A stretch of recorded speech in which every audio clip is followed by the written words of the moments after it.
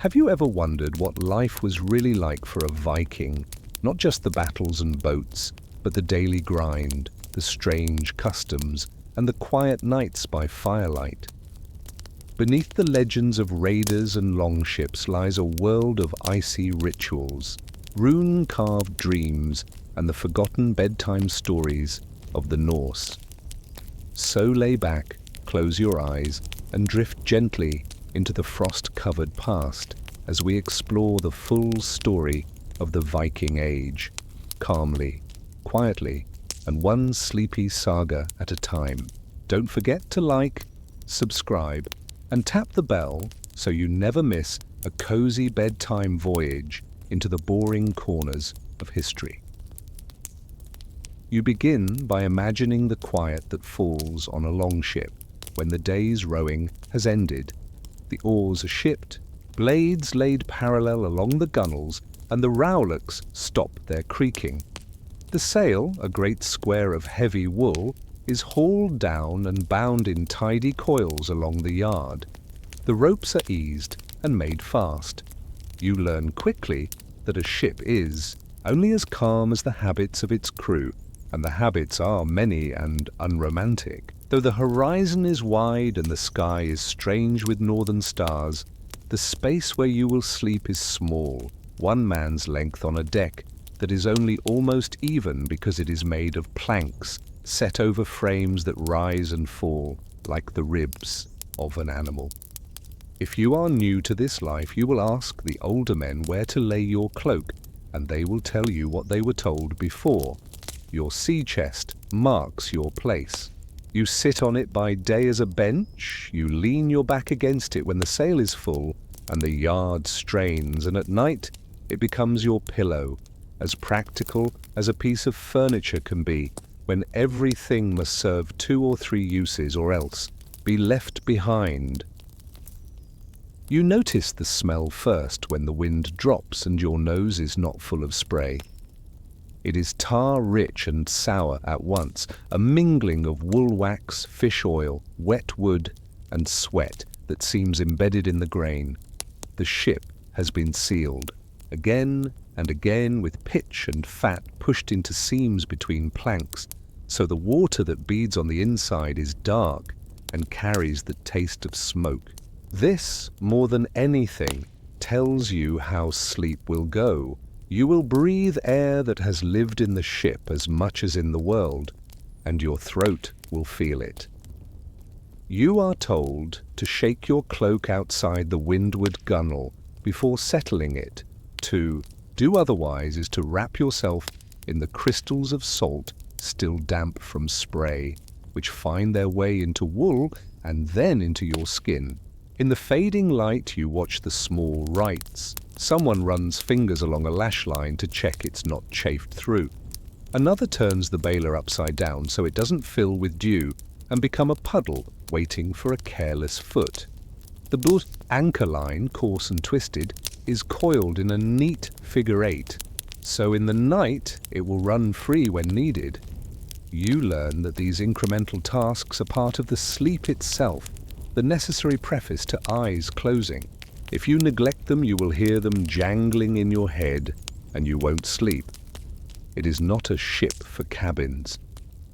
In your mind, you might once have pictured a sheltered nook, a place where canvas could be draped, and a man could be alone with his deep thoughts. In reality, there is the open deck and the bodies of your comrades, and that is all. The ship is light for its size, built with riveted strakes overlapped like bark, and everything that might add weight is avoided. A covered place would add bulk and windage, and that would slow the hull and wear the men. So you sleep under the sky unless the sail can be spread as a lean-to shelter over a portion of the deck. And even then there is no true inside or outside, only the side that faces more of the weather and the side that faces less. The sea is a companion that doesn't keep its distance. In a light swell you feel the slow seesaw of it, and in a ground swell the movement is complex, like being rocked in 2 directions at once. The timbers have their own language, and at first you lie awake, counting the patterns. The frame under Your shoulder tells you how the force works against the hull. The creak near the mast foot tells a story about the strain of rigging and the tightness of knots.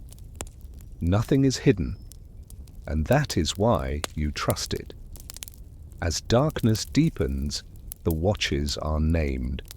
Two groups will take turns because someone must always be awake to keep the ship safe. There is no bell to strike, no hourglass to turn. You learn time by the arc of slow stars and by how long it takes for your thoughts to settle.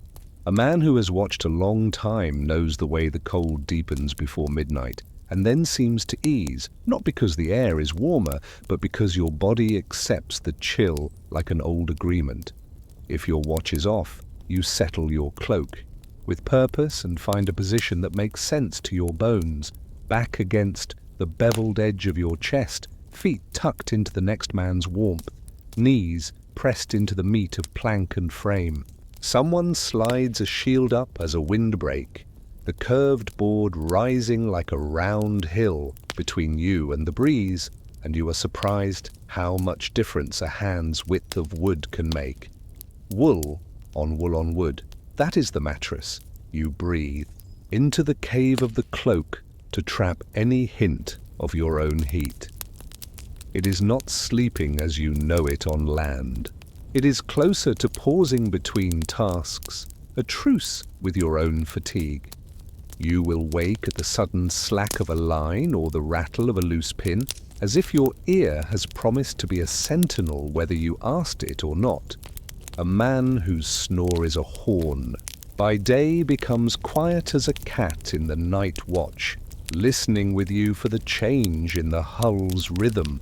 Occasionally there is a blessing you won't call by name, a glassy sea that barely breathes, the sky soft with thin cloud, and a drift so gentle that nothing interrupts your body's gradual forgetting.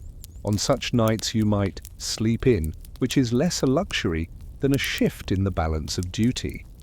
If the wind holds steady and the steering oar is sure, a man due to rouse at false dawn is allowed to stay abed until the sun's rim shows, his cloak still up over his ear as the man at the tiller hums and makes no move to kick his foot. This being sleeping in is not indulgence, it is mutual arithmetic. You do it because you know your turn to be gracious comes when the other man's eyes are rimmed with grit and his hands are raw from the rope. Clothing is part of the bed. A thick wool tunic, a second layer, hose, and a cloak that has seen wind enough to be almost a shell. The cloak is felted by weather and lanolin and sheds water better than most things a person can carry. In the last light, the older man beside you pinches the edge of his cloak between finger and thumb and shows you how water beads there, rolling like quicksilver drops rather than soaking in. He says this is the difference between a warm night and a night that works its way into your bones. You rub the edge of your own cloak and feel the lanolin you could never scrub out, the natural oil that lingers in the fibers, and you are grateful to the sheep you've never met. Under you is a softening of the deck where you've placed a folded spare garment. In truth, a folded shirt can be the difference between sleeping and not. You learn to carry small comforts that answer only to common sense. A twist of wool to pad a hip. A narrow board to lift your ribs away from a knuckle of frame. A coiled line placed just so to hold an ankle at an angle that eases a chronic ache. Food and drink at night are simpler than you expected. You do not light a fire aboard. That rule is so absolute it doesn't need saying. Instead, there is cold fare that becomes part of the sleeping ritual. You take a mouthful of hard bread you softened earlier in seawater and a sip of sour whey that has kept better than plain water does, and you discover those odd tastes now signal rest. Your tongue accepts them as tokens that the day is done. If there is a scrap of smoke-dried meat, you save it for the last because the fat in it seems to make your eyelids heavy. No one speaks much while this is happening. The talk has already been spent with the sun. Now there are only the small noises of men making their nests and the slow fade of whispers as the first off-watch find their way into the crease of the night where sleep is possible. There is a quiet etiquette, and you observe it because others do. Boots are loosened carefully so as not to slap on the plank. The man who coughs covers his mouth with his sleeve, not for manners, but because the sound seems to carry farther across water. A lad who once dropped his knife in the night now sleeps with it tucked in his boot. It is better to wake sore-footed than to lie awake imagining it lost into the bilge. Personal space is a luxury measured in fingers. You sleep shoulder to shoulder. And that is not a complaint. The warmth shared is the warmth kept. If a man turns over, he turns with care not to pull the edge of your cloak away. If he speaks, it is to say a word about steering or weather, never about worry or home. Those thoughts belong to the dark, but not to the air. The deck becomes an agreement more than a place. Sometimes, against expectation, your sleep is deeper aboard than on land. The rhythm of the hull in a certain swell seems tuned to the body's hidden metronome. Your breathing joins it, and your mind empties, not from comfort, but from predictability. In those hours, even the occasional slap of a wave against the bow or the soft groan of rope against wood is just another beat in the slow song. The smell of tar fades into background, the ache in your shoulders dims, and time slides. You might wake from such a sleep not knowing what hour it is or whether the stars have moved an inch. Those wakings are sweet not because of softness, but because nothing demanded you in the interval, but other nights show you what it means to sleep in little scraps. The wind edges around and the steering oarman, crouched beside his great blade, makes a call that brings a few to action. You half rise, hold a line while a knot is eased and reset, and then wedge yourself back into the twin cradle of chest and shield, as if the action were part of the dream.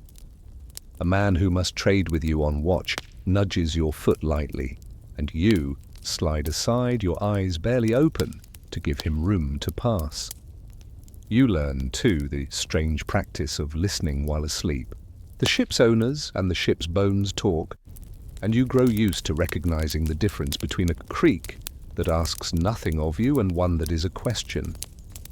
One asks for silence. The other asks if the anchor has dragged or if the ground swell is changing with the tide. Your body, sensing the difference, comes up from sleep like a diver finding air.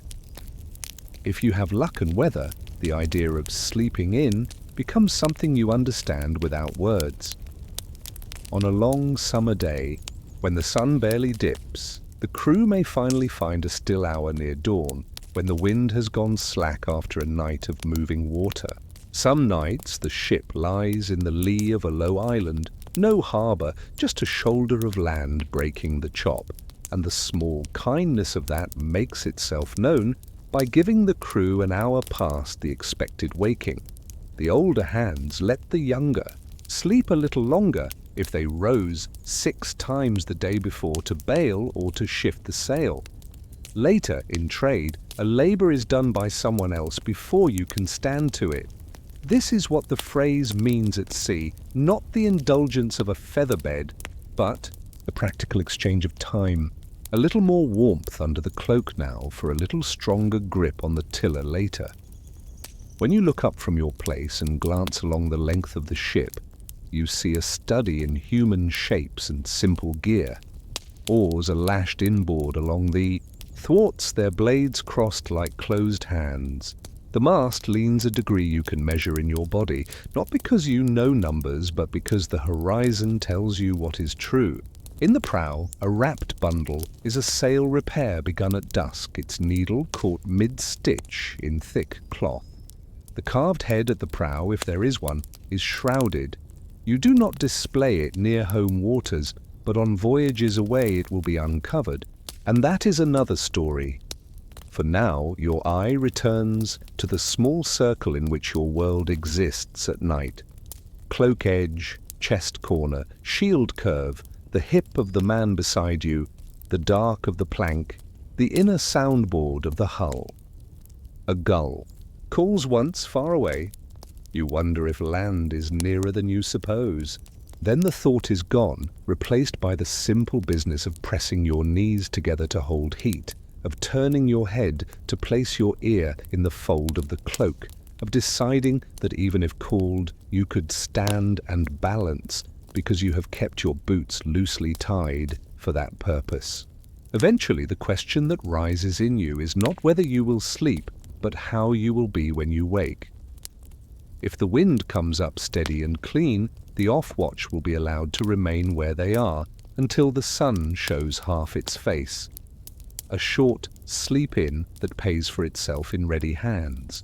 If instead the weather turns and the ship begins to dance in a way you do not like, you will trade all the warmth in your cloak for an end to the watch that lengthens. Either way, morning is something that arrives by agreement more than by clock.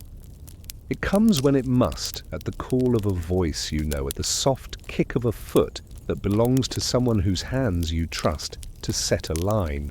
In that pause between the next call and the next duty, you might ask yourself a question you haven't put into words yet. On a ship that never truly sleeps, what does it mean exactly to be allowed to sleep in, and who decides how much? That small mercy is worth. You ease back into the rhythm of sea days by following the unspoken schedule that lies beneath everything else. At first, you thought sleep would be a matter of taking it when it came, like sudden rain. Now you know it is more like tending a low fire. The watch system keeps that fire from going out.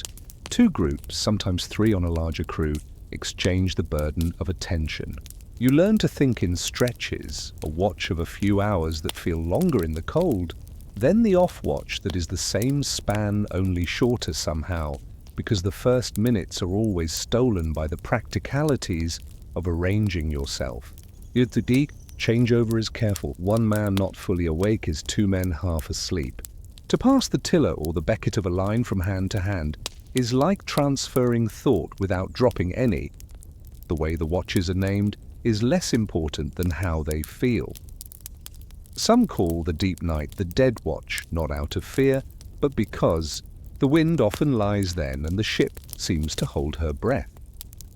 Others speak of first watch and second, and that dog watch notion you heard somewhere does not belong to this deck. Here the names are the sea's own.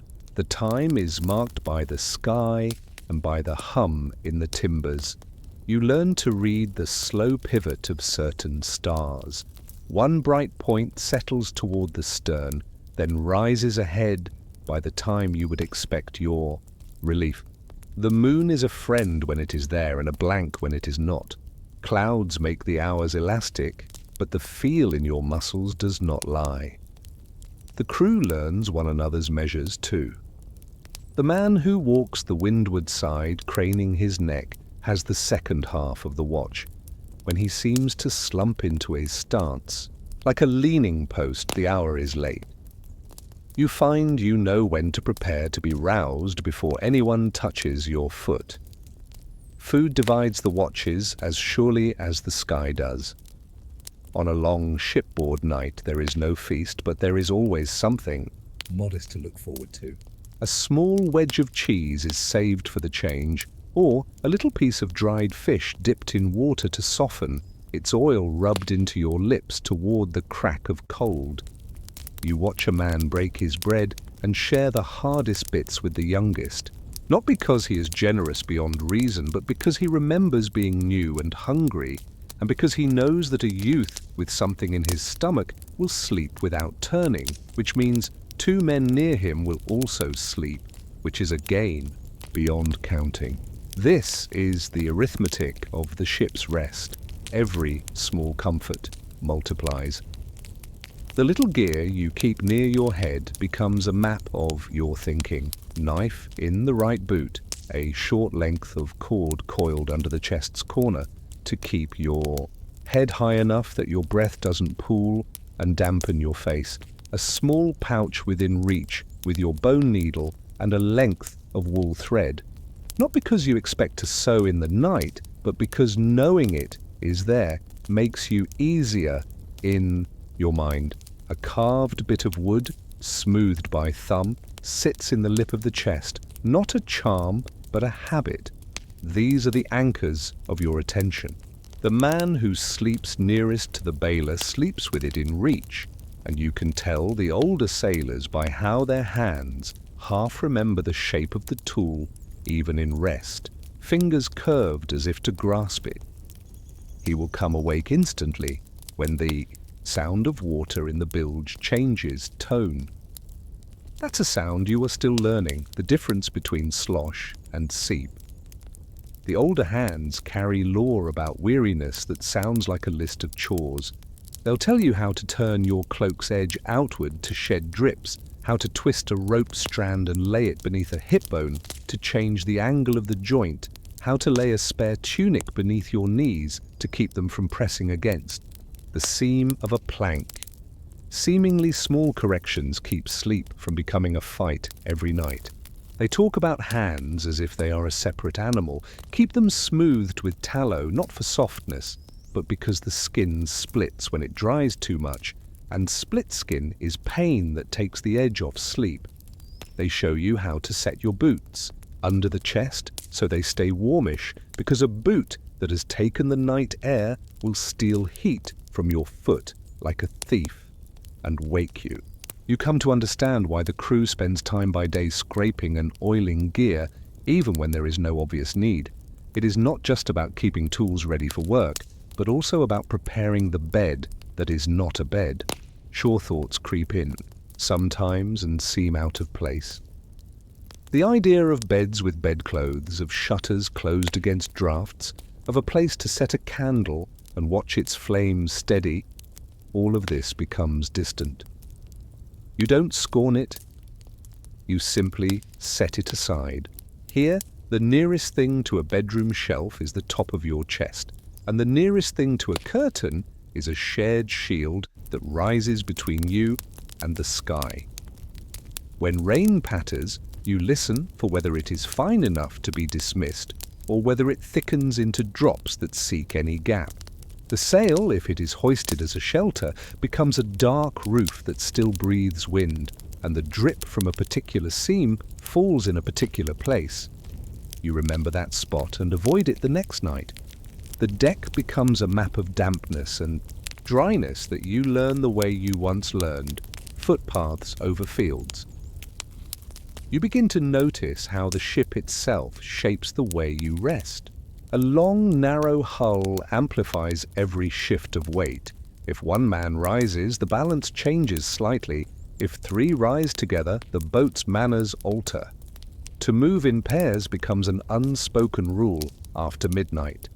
The tiller's man shifts his stance when he sees two men working forward, compensating for the change before it becomes a yaw.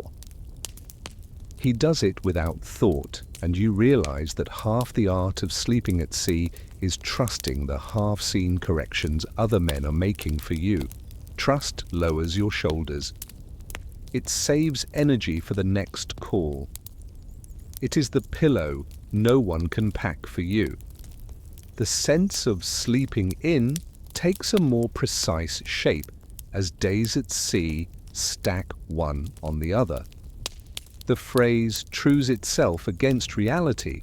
You come to understand it not as laziness, but as a hard-won option negotiated by circumstances.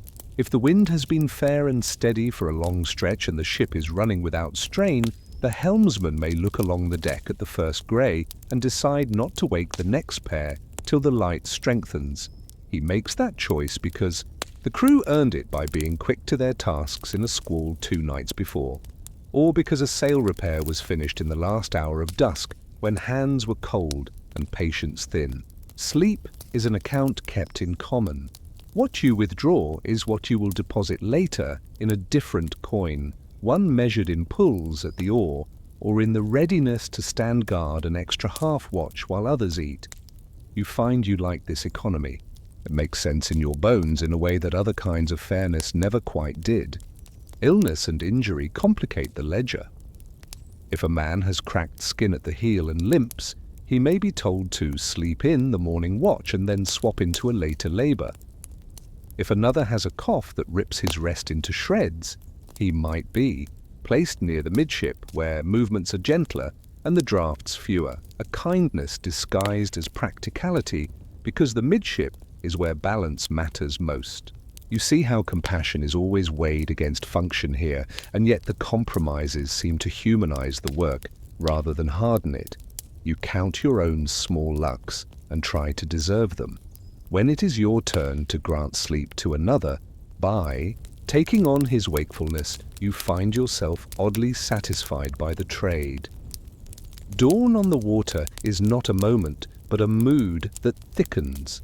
The sea shifts color first, then the sky follows, and the margins of the ship become less like edges and more like borders. The birds announce land even if land is far.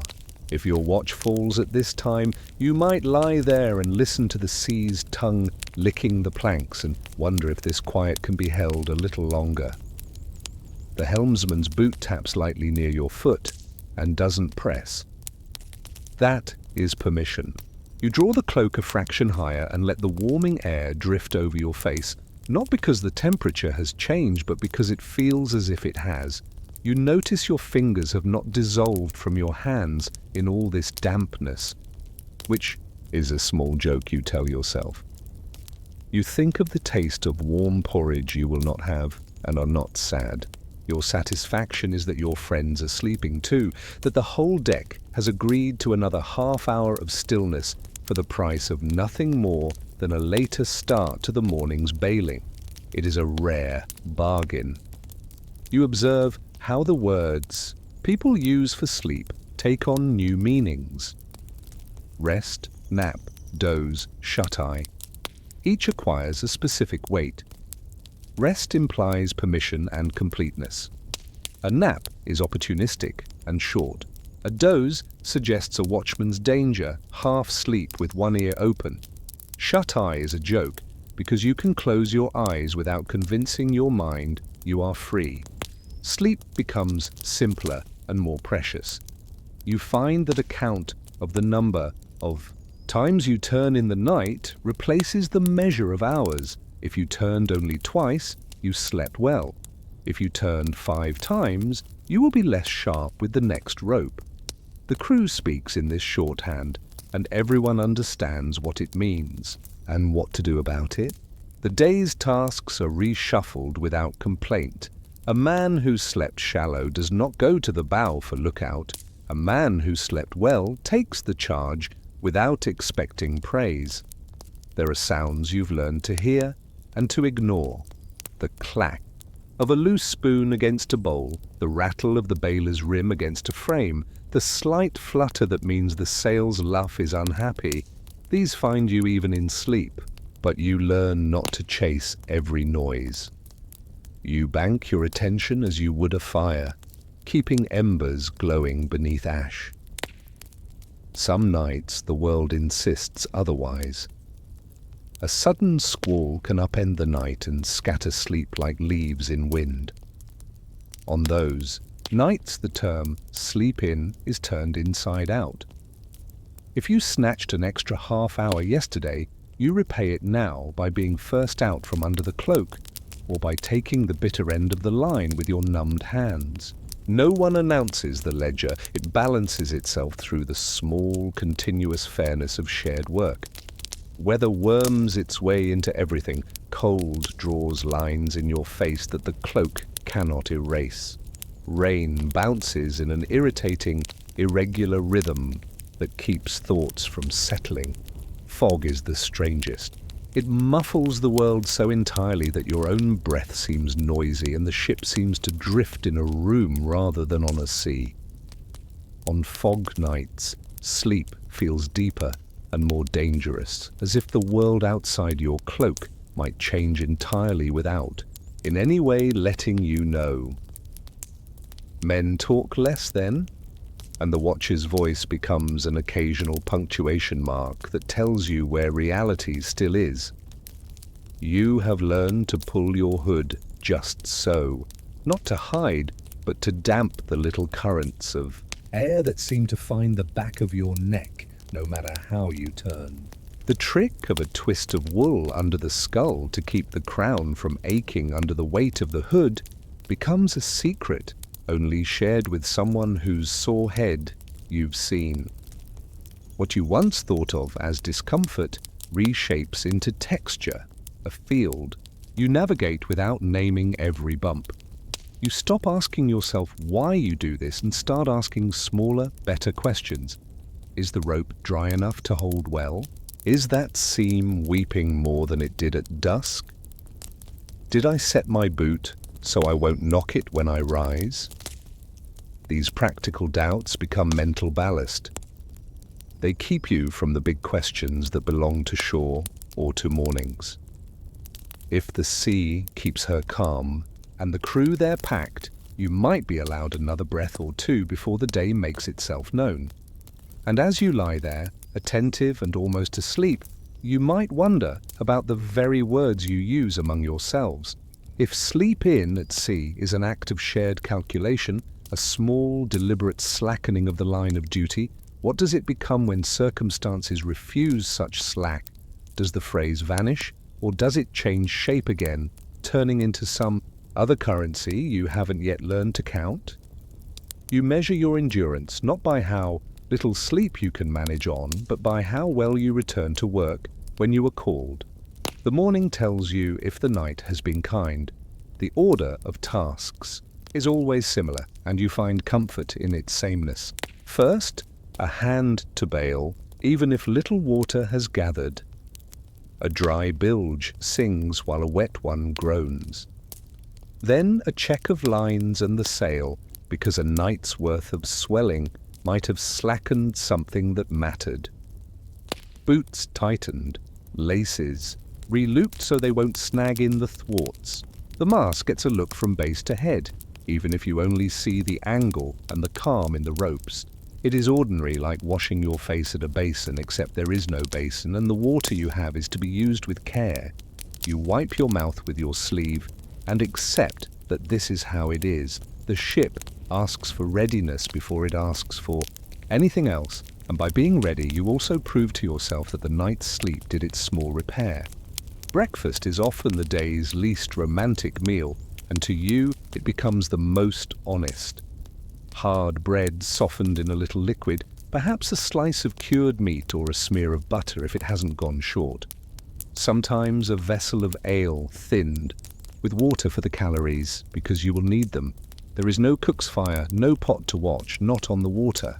On days you have been allowed to sleep in, someone might save you a better piece or let you take the seat that is out of the wind, a small recompense that your body notices even when your mind is too plain to say thank you.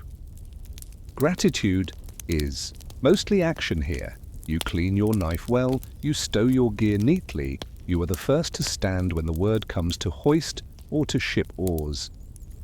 In this way, the luxury of extra minutes becomes a shared investment that pays out in efficiency. The crew's habits have survived because they make sense. Shields along the gunwale are set to break spray and wind. Their weight matters, their pattern matters. A shield that has shifted in the night is put right before the sail goes up, because a cascade of little wrongnesses becomes trouble in a squall. Oars are checked for cracks where the loom meets the blade, not just out of care for the tool, but because an oar that fails under load is an injury waiting.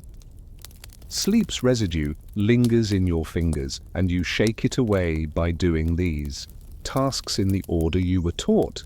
The ship slowly changes back into a day ship under your collective hands, and you, in turn, change back into day people. There is a curious dignity in the way the watch system shuts itself like a book.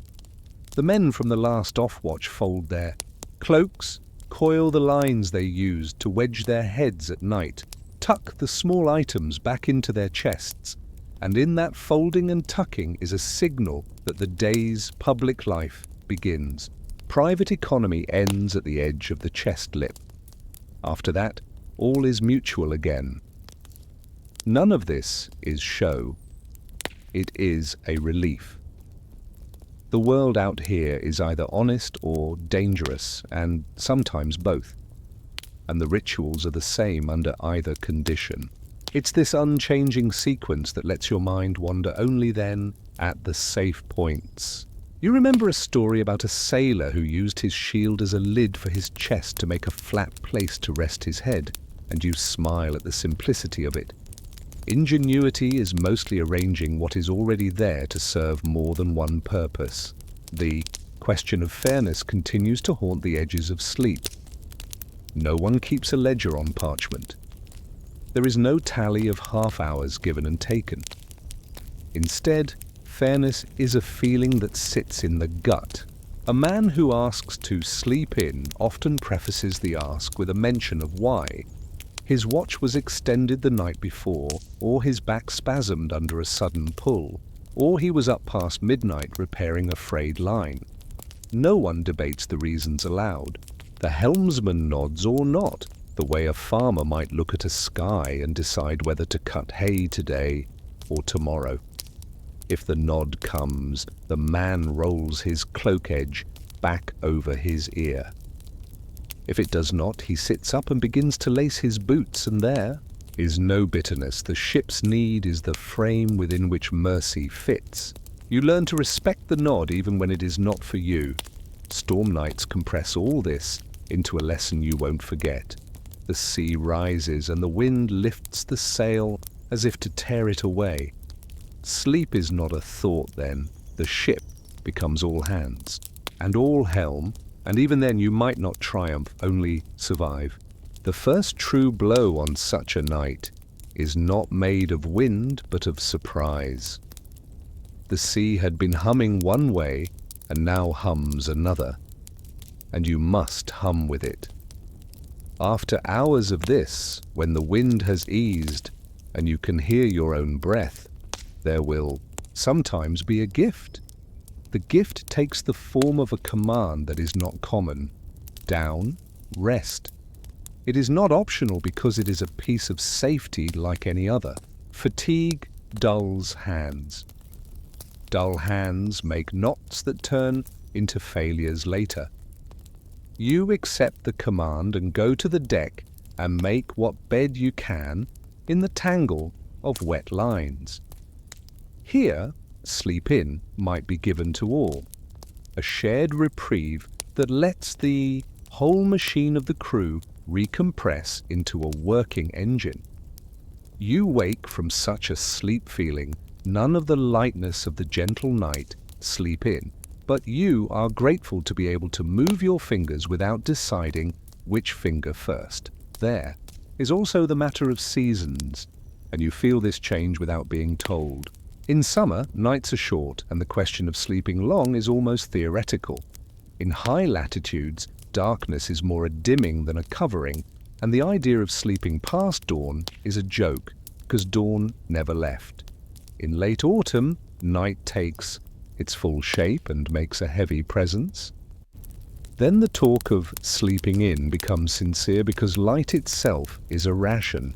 Men guard the last half hour of dark as if it were a store of grain in a cold year, and when the helmsman's boot taps your foot lightly and then lifts, you know a rare truth. Someone has decided that today the ship will spend a little of its hoarded light on rest, as if rest were a kind of food. The mood among men who've had that small grace is noticeable without being named. Voices are thicker at first, and then easier. A joke that would have been flat lands more gently. The man at the bailer works with a rhythm that does not glare. It is not magic. The ship sails no faster because of this small mercy, and you pull no harder on the oar, but the edge is off, which means the mistakes are fewer, which means the Work proceeds without those little clumsy corrections that cost more than they should.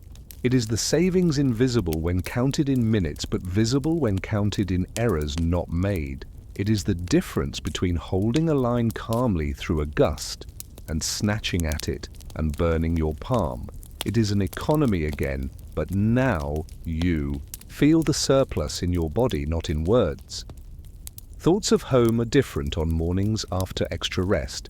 They are rounder, less edged by longing.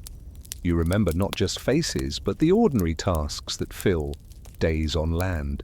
A hinge oiled, a bucket mended, a sack of grain shifted. You recall clean straw in a loft and the way light falls through a gap in the boards. These recollections do not hurt. They sit beside you like companions that mean you no harm. You wonder whether the men beside you imagine similar things and whether it matters. Perhaps it does not, because the day's work will take all you have regardless. But you think about the kind of life that makes the most of such mornings. A life that recognizes that the difference between the intolerable and the manageable is sometimes only a few minutes granted when no one asked for them. The phrase itself keeps turning in your head. On land, sleeping in can be a small rebellion against the clock. Out here, it becomes something else, a community decision to buffer the human against the elements just enough that the human can remain competent. You start to hear the words as shorthand for this entire philosophy. The helmsman's nod becomes an emblem. The unclipped boot becomes a sign. The slightly later clatter of oars tells you that today, the day will begin with a breath rather than a gasp. You think this cannot matter much, and then catch yourself. You survived last week's squall, partly because hands were quick. Hands were quick because minds were not rubbed raw day after day without reprieve. Perhaps sleeping in is the smallest coastal wall you build against the sea's slow, constant siege. The lesson is not without its guardrails. There are days when the tide is already running, when the wind is fair, and must be taken now when the approach to a coast demands daylight you do not have enough of. Then sleeping in is out of the question, not because someone is cruel, but because the sum of circumstances says no. On those mornings, men rouse each other with a gentleness that proves there is no malice. You rise and lace your boots and meet the day, and no one speaks. Of what wasn't possible, the ship sails as it must. The kindness, if you seek it, is in the cup of water handed first to the man with the oldest hands, in the oar adjusted to ease a back, in the quick check of a knot behind a younger sailor so he doesn't pay later for his inexperience. Kindness finds its way even when minutes do not. There is a last piece to this understanding that comes to you when you are not expecting it. Landfall is near, not yet made but outlined on the horizon. The air smells different and the sea speaks more softly against the hull. The crew's minds are already on the beaching, on the sail tent that might be rigged on dry ground under a person's back. Sleep is not the immediate thought, work is. But beneath the work is the expectation of another kind of sleep in, one that belongs to shore. When the ship is safe and the watch set, when tasks are done and fires are lit, where fires can be, someone will say, "Tomorrow, at first light, we will set to mending." And someone else will answer, "After we sleep," with a heaviness that means relief. Even then, you know that morning will begin early. But the prospect of lying still on ground that does not move changes something inside you. The ship has taught you what small mercies can do. You wonder whether land will feel too soft now, whether your ear will miss the hull's speech. Morning comes with its series of obligations, but the night's lesson travels into the day with you. It is not a grand truth. It is a practical way of living with others in a narrow world where weather and wood dictate more than any person can. Sleeping in is both a phrase and a practice. It is counted in minutes, but paid out in steadiness. That steadiness, in turn, is the currency of survival. You think this as you help ship the oars and hoist the sail, as you work the yard up and the sheet down, as you lean into the day's first pull. And then, because the human mind likes to trouble itself when it has a moment, you ask yourself one more question to carry forward into the next night. If a small permission like a longer rest can have such outsized effects on work and safety, what other small permissions might make the lives of people in tight quarters more livable? And how would you recognize them before a storm demands them? illness and injury complicate the ledger. If a man has cracked skin at the heel and limps, he may be told to sleep in the morning watch and then swap into a later labor. If another has a cough that rips his rest into shreds, he might be placed near the midship, where movements are gentler and the drafts fewer. A kindness disguised as practicality, because the midship is where balance matters most. You see how compassion is always weighed against function here, and yet the compromises seem to humanize the work rather than harden it. You count your own small lucks and try to deserve them. When it is your turn to grant sleep to another by taking on his wakefulness, you find yourself oddly satisfied by the trade. Dawn on the water is not a moment but a mood that thickens. The sea shifts color first, then the sky follows, and the margins of the ship become less like edges and more like borders. The birds announce land even if land is far. If your watch falls at this time, you might lie there and listen to the sea's tongue licking the planks and wonder if this quiet can be held a little longer. The helmsman's boot taps lightly near your foot and doesn't press. That is permission. You draw the cloak a fraction higher and let the warming air drift over your face, not because the temperature has changed, but because it feels as if it has. You notice your fingers have not dissolved from your hands in all this dampness, which is a small joke you tell yourself. You think of the taste of warm porridge you will not have and are not sad.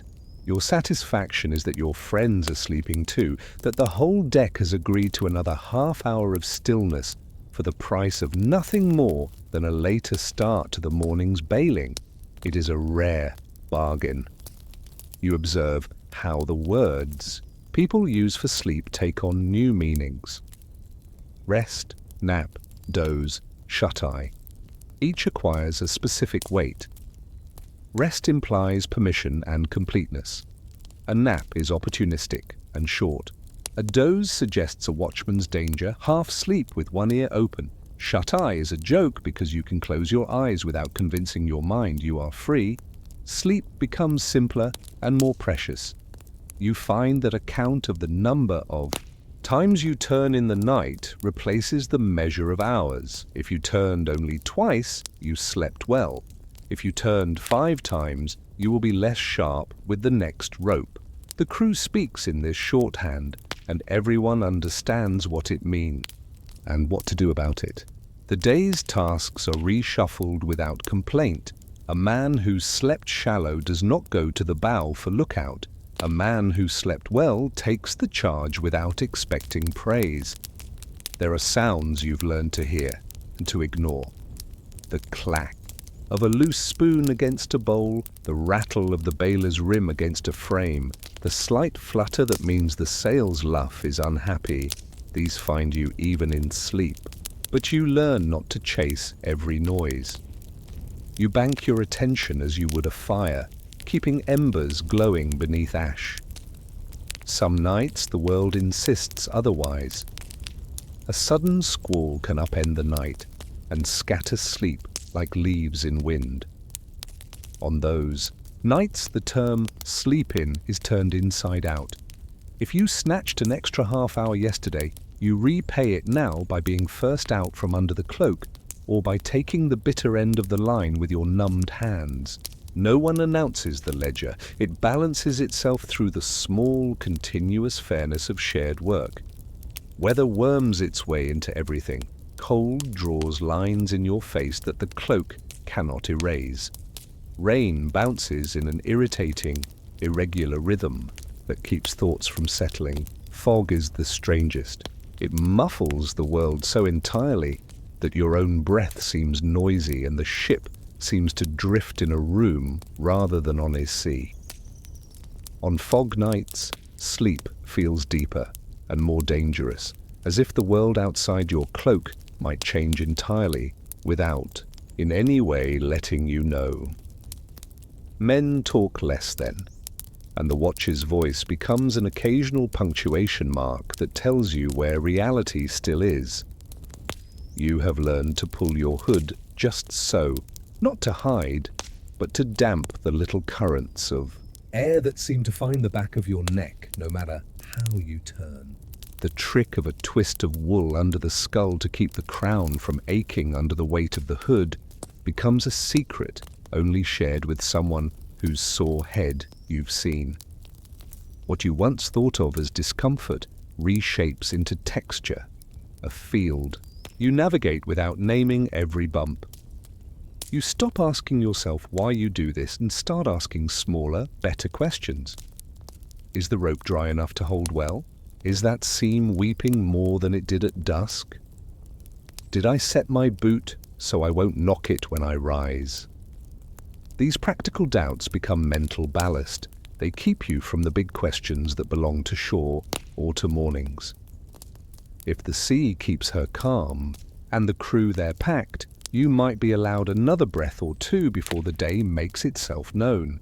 And as you lie there, attentive and almost asleep, you might wonder about the very words you use among yourselves. If sleep in at sea is an act of shared calculation, a small, deliberate slackening of the line of duty, what does it become when circumstances refuse such slack? Does the phrase vanish, or does it change shape again, turning into some other currency you haven't yet learned to count? You measure your endurance not by how little sleep you can manage on, but by how well you return to work when you are called. The morning tells you if the night has been kind. The order of tasks is always similar, and you find comfort in its sameness. First, a hand to bail, even if little water has gathered. A dry bilge sings while a wet one groans.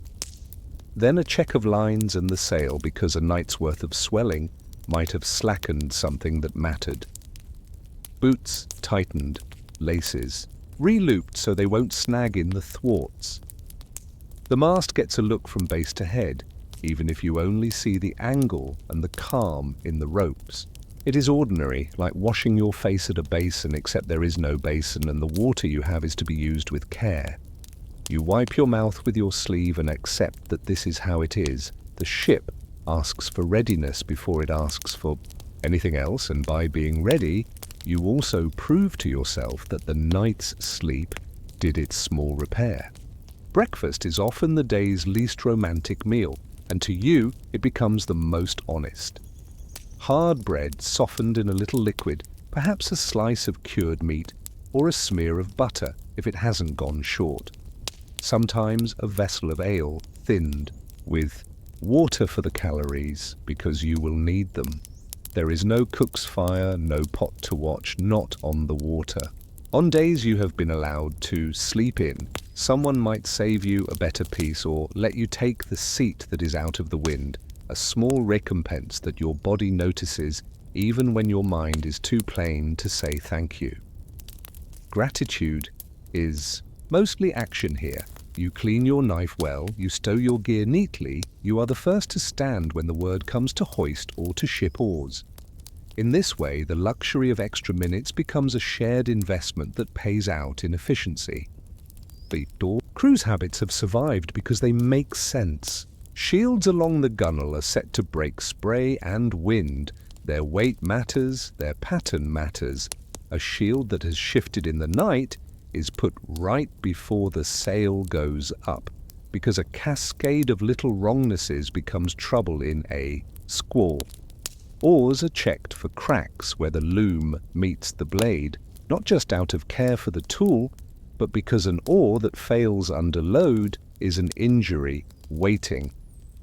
Sleep's residue lingers in your fingers, and you shake it away by doing these tasks in the order you were taught.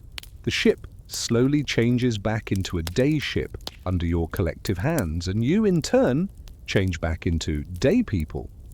There is a curious dignity in the way the watch system shuts itself like a book. The men from the last off-watch fold their cloaks, coil the lines they use to wedge their heads at night, tuck the small items back into their chests, and in that folding and tucking is a signal that the day's public life begins. Private economy ends at the edge of the chest lip. After that, all is mutual again. None of this is show. It is a relief. The world out here is either honest or dangerous, and sometimes both, and the rituals are the same under either condition. It's this unchanging sequence that lets your mind wander only then at the safe points. You remember a story about a sailor who used his shield as a lid for his chest to make a flat place to rest his head, and you smile at the simplicity of it. Ingenuity is mostly arranging what is already there to serve more than one purpose. The question of fairness continues to haunt the edges of sleep. No one keeps a ledger on parchment. There is no tally of half hours given and taken. Instead, fairness is a feeling that sits in the gut. A man who asks to sleep in often prefaces the ask with a mention of why. His watch was extended the night before, or his back spasmed under a sudden pull, or he was up past midnight repairing a frayed line. No one debates the reasons aloud. The helmsman nods or not, the way a farmer might look at a sky and decide whether to cut hay today or tomorrow. If the nod comes, the man rolls his cloak edge back over his ear. If it does not, he sits up and begins to lace his boots, and there is no bitterness. The ship's need is the frame within which mercy fits. You learn to respect the nod even when it is not for you. Storm nights compress all this into a lesson you won't forget. The sea rises and the wind lifts the sail as if to tear it away. Sleep is not a thought then. The ship becomes all hands. And all helm, and even then you might not triumph, only survive. The first true blow on such a night is not made of wind, but of surprise. The sea had been humming one way and now hums another, and you must hum with it. After hours of this, when the wind has eased and you can hear your own breath, there will sometimes be a gift. The gift takes the form of a command that is not common. Down, rest. It is not optional because it is a piece of safety like any other. Fatigue dulls hands. Dull hands make knots that turn into failures later. You accept the command and go to the deck and make what bed you can in the tangle of wet lines. Here, sleep in might be given to all. A shared reprieve that lets the whole machine of the crew recompress into a working engine. You wake from such a sleep feeling none of the lightness of the gentle night sleep in. But you are grateful to be able to move your fingers without deciding which finger first. There is also the matter of seasons, and you feel this change without being told. In summer, nights are short and the question of sleeping long is almost theoretical. In high latitudes, darkness is more a dimming than a covering, and the idea of sleeping past dawn is a joke because dawn never left. In late autumn, night takes its full shape and makes a heavy presence. Then the talk of sleeping in becomes sincere because light itself is a ration. Men guard the last half hour of dark as if it were a store of grain in a cold year, and when the helmsman's boot taps your foot lightly and then lifts, you know a rare truth. Someone has decided that today the ship will spend a little of its hoarded light on rest, as if rest were a kind of food. The mood among men who've had that small grace is noticeable without being named. Voices are thicker at first and then easier. A joke that would have been flat lands more gently. The man at the baler works with a rhythm that does not glare. It is not magic. The ship sails no faster because of this small mercy, and you pull no harder on the oar.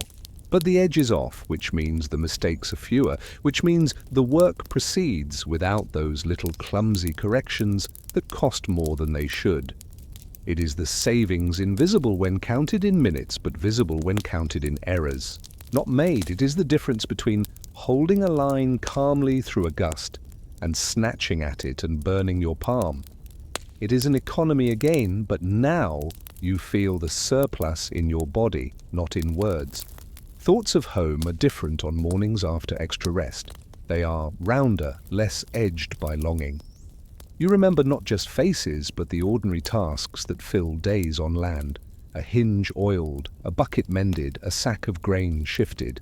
You recall clean straw in a loft and the way light falls through a gap in the boards. These recollections do not hurt. They sit beside you like companions that mean you no harm. You wonder whether the men beside you imagine similar things, and whether it matters. Perhaps it does not, because the day's work will take all you have regardless. But you think about the kind of life that makes the most of such mornings, a life that recognizes that the difference between the intolerable and the manageable is sometimes only a few minutes granted when no one asked for them. The phrase itself keeps turning in your head. On land, sleeping in can be a small rebellion against the clock. Out here, it becomes something else, a community decision to buffer the human against the elements just enough that the human can remain competent. You start to hear the words as shorthand for this entire philosophy. The helmsman's nod becomes an emblem. The unclipped boot becomes a sign. The slightly later clatter of oars tells you that today, the day will begin with a breath rather than a gasp. You think this cannot matter much and then catch yourself. You survived last week's squall partly because hands were quick. Hands were quick because minds were not rubbed raw day after day without reprieve. Perhaps sleeping in is the smallest coastal wall you build against the sea's slow, constant siege. The lesson is not without its guardrails. There are days when the tide is already running, when the wind is fair and must be taken now, when the approach to a coast demands daylight you do not have enough of.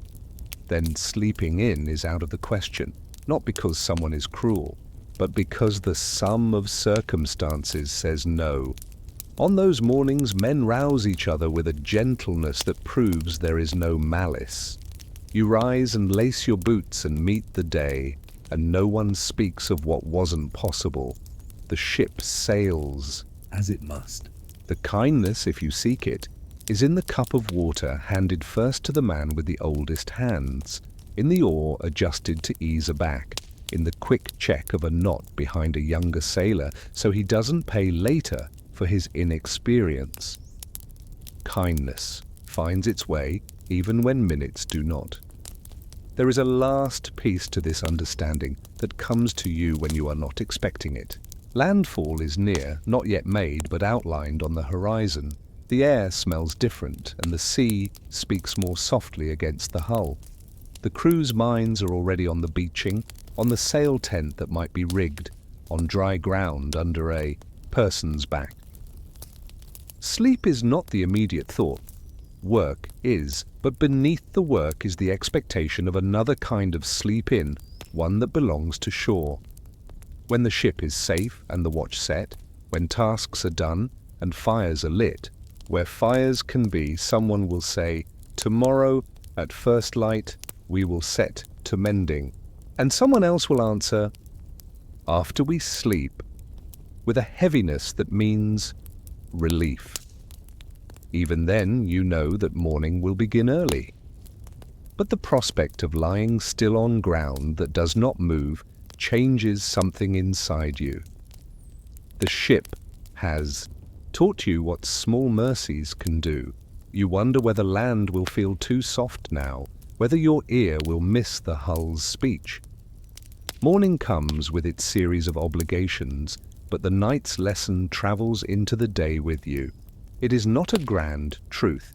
It is a practical way of living with others in a narrow world where weather and wood dictate more than any person can. Sleeping in is both a phrase and a practice. It is counted in minutes, but paid out in steadiness. That steadiness, in turn, is the currency of survival. You think this as you help ship the oars and hoist the sail, as you work the yard up and the sheet down, as you lean into the day's first pull. And then, because the human mind likes to trouble itself when it has a moment, you ask yourself one more question to carry forward into the next night. If a small permission like a longer rest can have such outsized effects on work and safety, what other small permissions might make the lives of people in tight quarters more livable? And how would you recognize them before a storm demands them? you step from the ship into the shallows with a sense of relief that is mostly practical, not dramatic. The day's rowing has ended. The wind that served or thwarted you is someone else's problem now.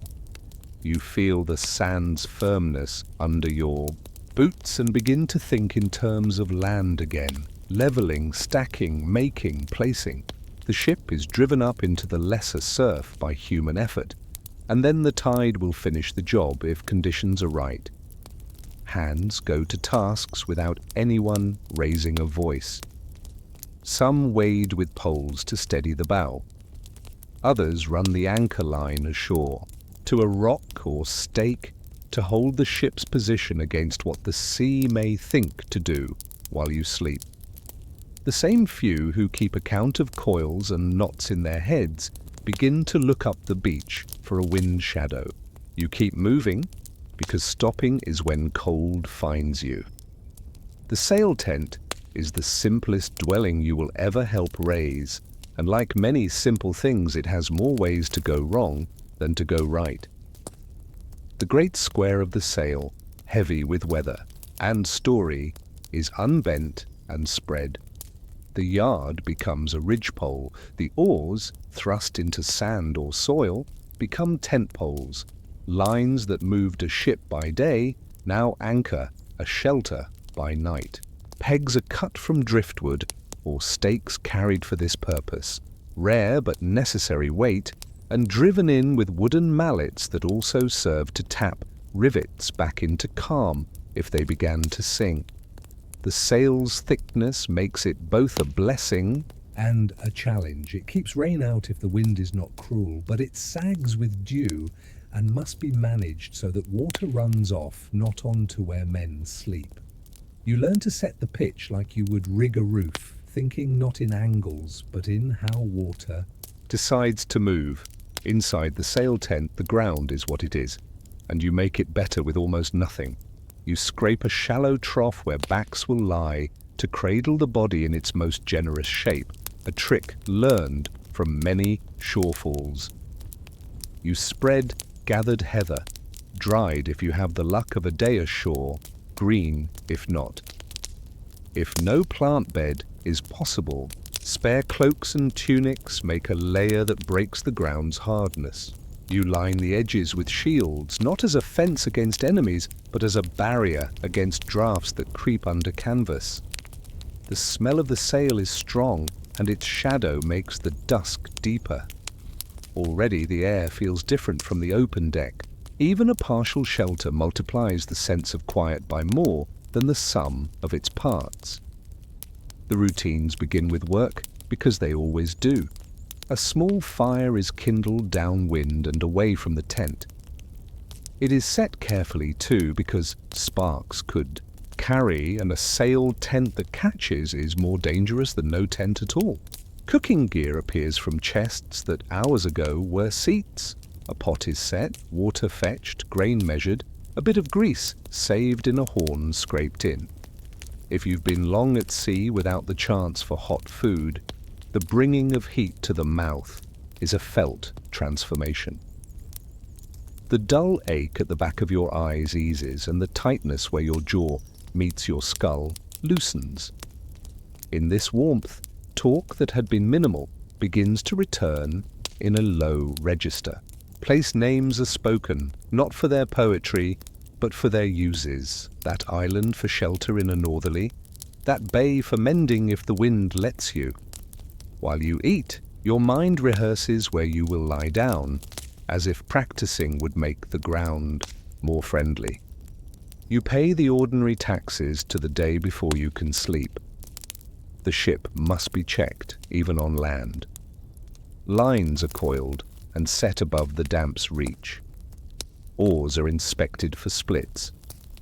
The bailer is emptied and turned, the rudder secured, so it won't bang and carry in the night. A watch is set because the sea does not make promises just because you put your feet on sand. Men take turns at the edge of the water, where the tide's intent can be studied. The sound of it tells a story. If the ship is beached high, the night's edge of worry recedes. If it is only barely out of the water, a second anchor or a stout rope to a buried stake feels necessary. You learn to read the gaps between waves and the way their lines break. It means more than the average height, which the eye exaggerates or minimizes depending on a person's mood. The tent fills with the ordinary quarrels of bodies finding space together. You place your chest where you can reach it by feel in the dark.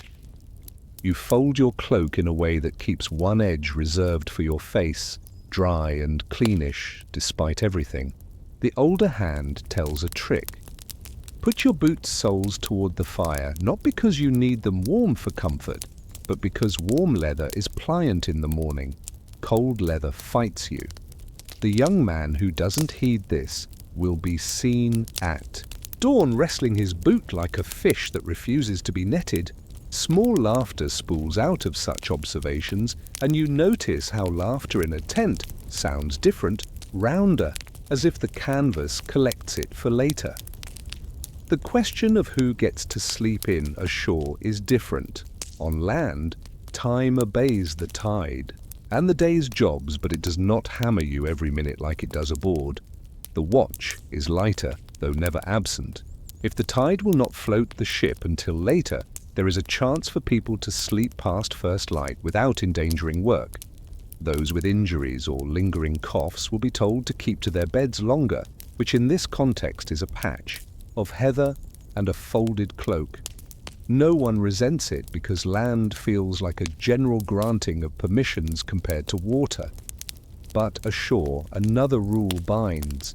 A tent free of fuss sleeps more souls well. This means that noise is kept to a minimum until the agreed time, and the morning's mending of lines or patching of sail is done at the tent's edge rather than within it, so the tent remains a sleep place for a little longer. You learn in such nights that the sea's accusations, you are vulnerable, you are small, you must pay attention, are muted but not absent ashore. The wind still looks for seams to pry at. The dew finds any cloth that sags. A poorly set tent shares its cold with the people beneath it. You hold a line with a last bit of energy at dusk to make the pitch truer. And you earn an hour of comfort later that you will forget to thank yourself for. That is how it should be. The work-to-sleep ratio becomes part of your body's arithmetic in this life. The same applies to food. If you stir the pot now and make sure the bottom doesn't scorch, you become one of those who gets to sleep in without a formal nod, because you will not be called to repair a problem-made laziness. A burned pot is an enemy that lingers in the day in the form of bad taste and bad temper. The tent's interior becomes a little society after the fire goes to embers. Men's breath rises and collects and drips if the pitch is wrong. If it is right, the steam finds its way out and the tent does not rain upon you. The small gear of life, combs, knives, belts, pouches, becomes pillows and placements, markers of identity within a community that has few distinctions at night. The sound of someone turning becomes familiar enough that you can name the person by it.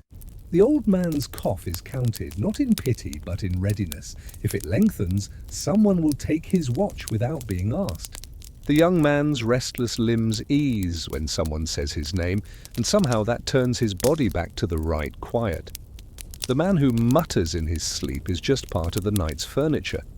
You discover that sleep in a tent, shaped by a sail, is human sleep again, not the partial watchfulness of the deck.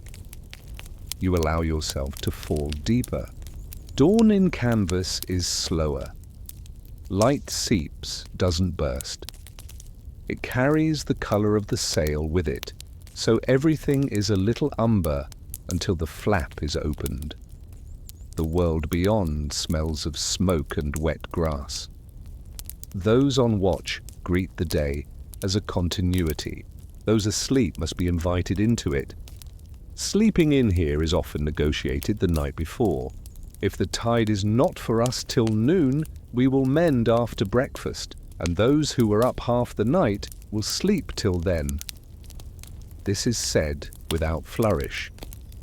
The promise hangs in the air and acts like a soft weight on eyelids as men turn on their sides and tuck arms under their heads.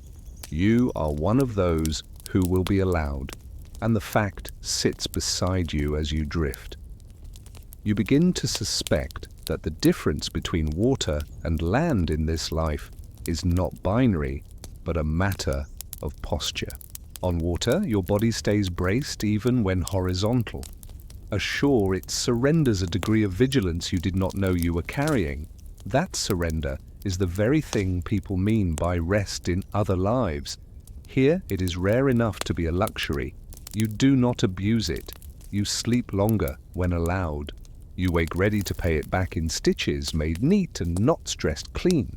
The tent's dim quiet becomes the antechamber to a day that will require your hands and your steadiness.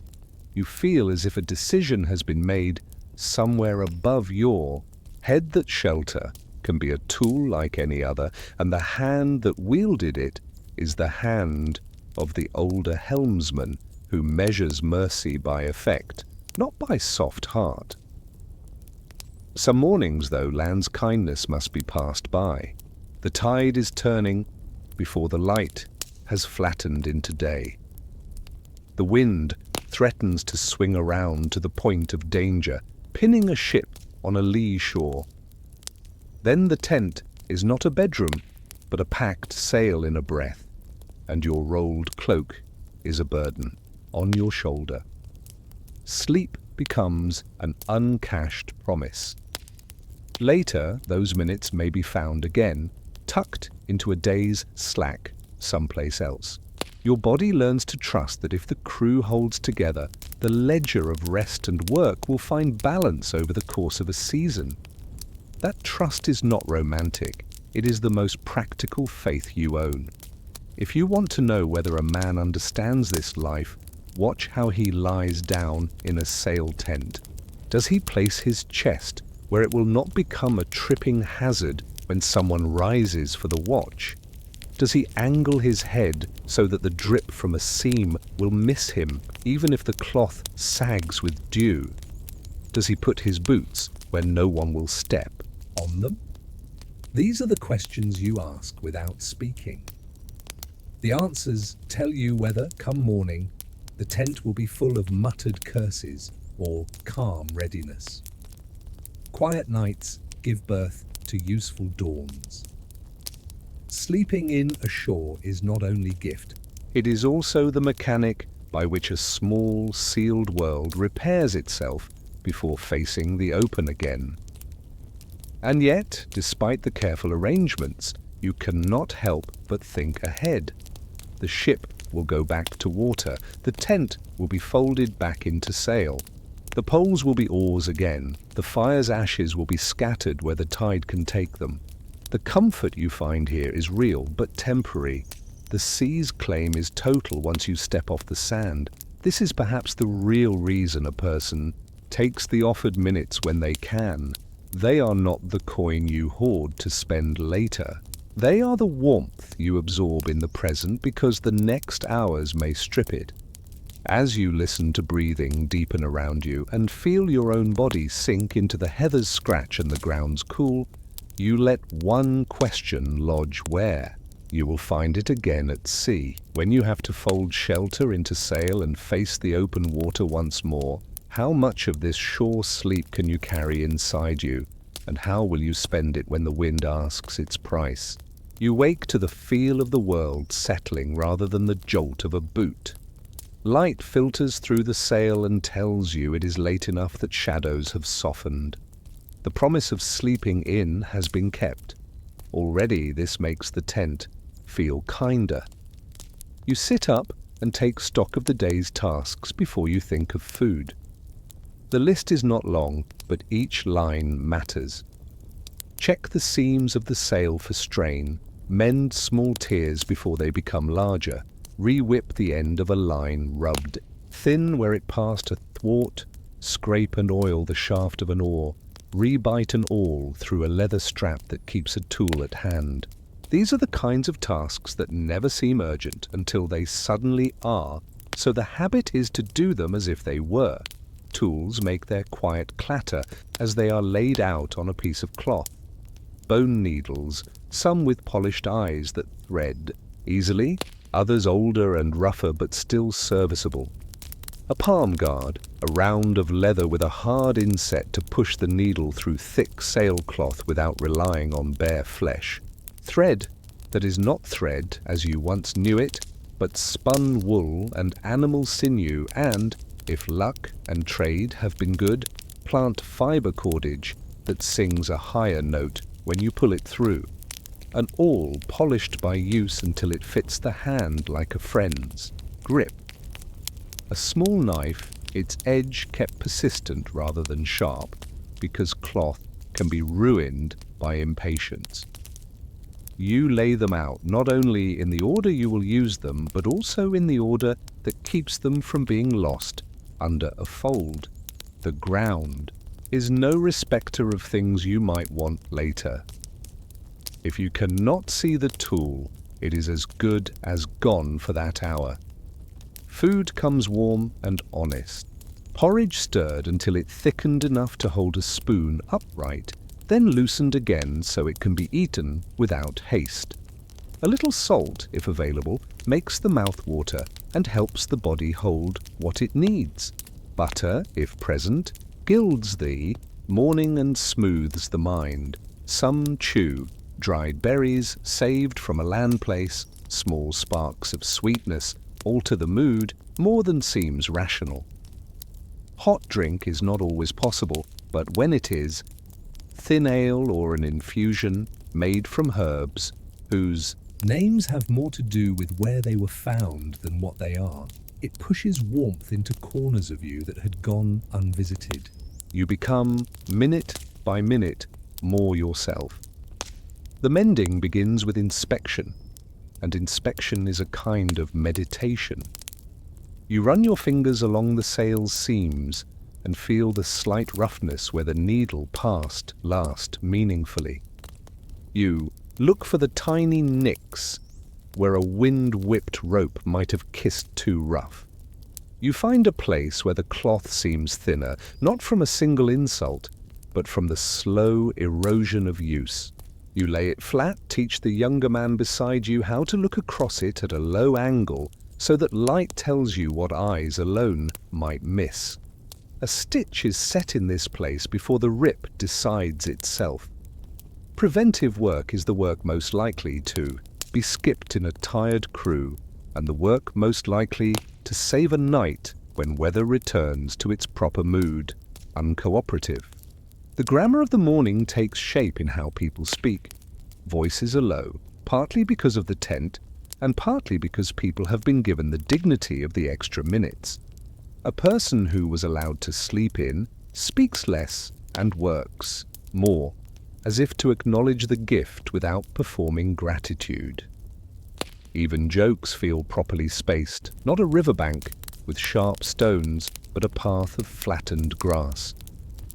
You accept this as the right way of things. You came from a life where mornings were a hustle, even at home, where livestock would not wait for poetry. Here, the difference between hustle and steady work is measured in knots that sit and knots that slip. You prefer the former. Lines receive attention that often goes to more dramatic parts of a voyage in stories told elsewhere. Here, their unlovely details matter. You inspect whipping on ends and re-whip where the binding has loosened. You untwist strands just enough to lay in a splice that a later pull will not reveal as clumsy.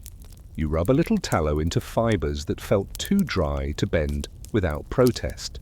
You set coils where they will dry but not crisp in the sun, because brittle is worse than damp in rope. The vocabulary of such care enters your mouth as habit. A line is kind or stubborn, a knot dressed or ugly, a splice honest.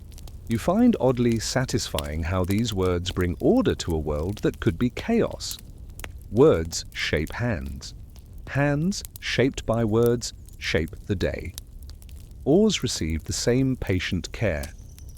You use a scraper to remove splinters that would find their way into a palm at the worst moment. You oil the shafts with a mix of fat and whatever else is available that will sink into the grain and not simply shine on the surface. You run fingers along the loom where blade meets shaft and feel for the soft beginnings of trouble. A small split is opened a little so it can be filled properly rather than sealed at the surface. You secure it with binding that won't cut into the wood as it swells and shrinks. This is the kind of work that feels like setting the future's table. The oar that doesn't bite the hand at noon will have been made gentle by a few minutes of attention in a quiet morning. You like to think of it that way. Those not mending take on other repairs. A leather strap that holds a tool where it can be found is cleaned and oiled. A helmet's liner is adjusted so it will not chafe the brow. Discomfort becomes distraction, becomes error. A shield's edge that caught too many knocks is checked, and any loosened rivets are re-tapped into polite behavior. Every small thing wants upkeep, and every small thing given upkeep repays with obedience. You find in this the modest satisfaction of preparing not for glory, but for the avoidance of preventable pain. That is not a motto people like to carve on stones, but it is the wisdom that saves hands and lives. Watches during such mornings are lighter and rotate more quickly. A man will walk to the water's edge and look at the ship the way a shepherd eyes the herd. There is a way the hull sits when the beaching is perfect, a settled stance, neither impatient to return to water nor threatened by it. If the tide is kind to your schedule, the ship waits without plotting her escape. If the wind has rounded a point and speaks with a new authority. You can tell by the way the shallow ripples organize themselves, the way they ask the sand to make a pattern that differs from the earlier one. Someone calls out a small adjustment and it is made. A rope tightened to a stake, a stone moved, a pole driven in at a new angle. These are the gestures of people who understand that the sea likes to ask new questions under old faces. You notice how the differences in age among the crew show themselves. The younger men do the lifting and the fetching. The older men do the threading of needles and the telling of quiet advice. Both kinds of work save the other from burning out in one way or another. When an older man takes up an oar to show how to read grain with a scraper, his hands move as if he is remembering the wood's growth rather than its current form. When a younger man rolls a heavy barrel to a new place by using shims and leverage. Rather than pure force, you think, here is the mind that will be worth more than muscle in 10 winters. The tent for this morning becomes not just shelter, but a place for the passing of methods you would have called boring once, and now recognize as the bones of competence. The notion of sleeping in drifts back into conversation, not directly, but in references to how good the morning's work feels. This is the kind of stitching that sits straight, a man says, meaning not just the thread, but the steadiness of the hand setting it. My back didn't bite me when I stood, another says, a plain way of noting that the extra rest had its effect. No one needs to point to the helmsman. Everyone knows who made the choice that made this possible. Sometimes that man says dryly, "It won't be like this tomorrow." And that is not a threat, but a reminder that mercy is precious because it is not constant. You store the memory of the feel of the needle passing cleanly through the sail, Of the line's fibers accepting tallow, of your shoulders not screaming when you lift. Memory waters courage in later hours. It is a private store you draw on when hands are numb and patience thin. By midday, the tent has given all it can for the morning. The sun, even filtered through cloud, begins to turn the canvas oven-like. If it stays low so it is hoisted higher, or its sides are lifted to allow a breeze to slide under. The ground, previously neutral, grows impatient with bodies that wish to keep it company beyond the proper time. The tasks are completed to a point of rest, which in this vocabulary means they are far enough along that a sudden need to move will not ruin them. Tools are returned to places not because anyone loves order above all things, but because a misplaced tool is work stolen from a future where time will not be generous. You do these things not as someone acting in a performance, but as a person who has been shown what works.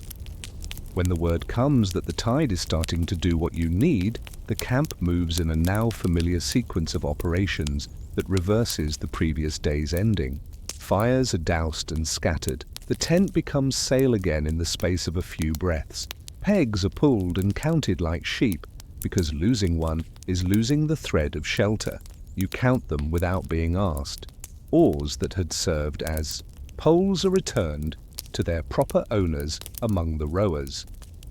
The ship is ready to move, and the men who were allowed to sleep in take the first portion of the heavy work, as is right. You do so without being told, because repetition has built a path through your will that is easy to follow without resentment. As the hull takes water and floats herself free, you look back at the level ground where you lay your head. It is unremarkable. No trace of the tent is obvious, but the trampled grass and the ash scattered thinly to be folded into soil by the next rain. You think how much a human life is this?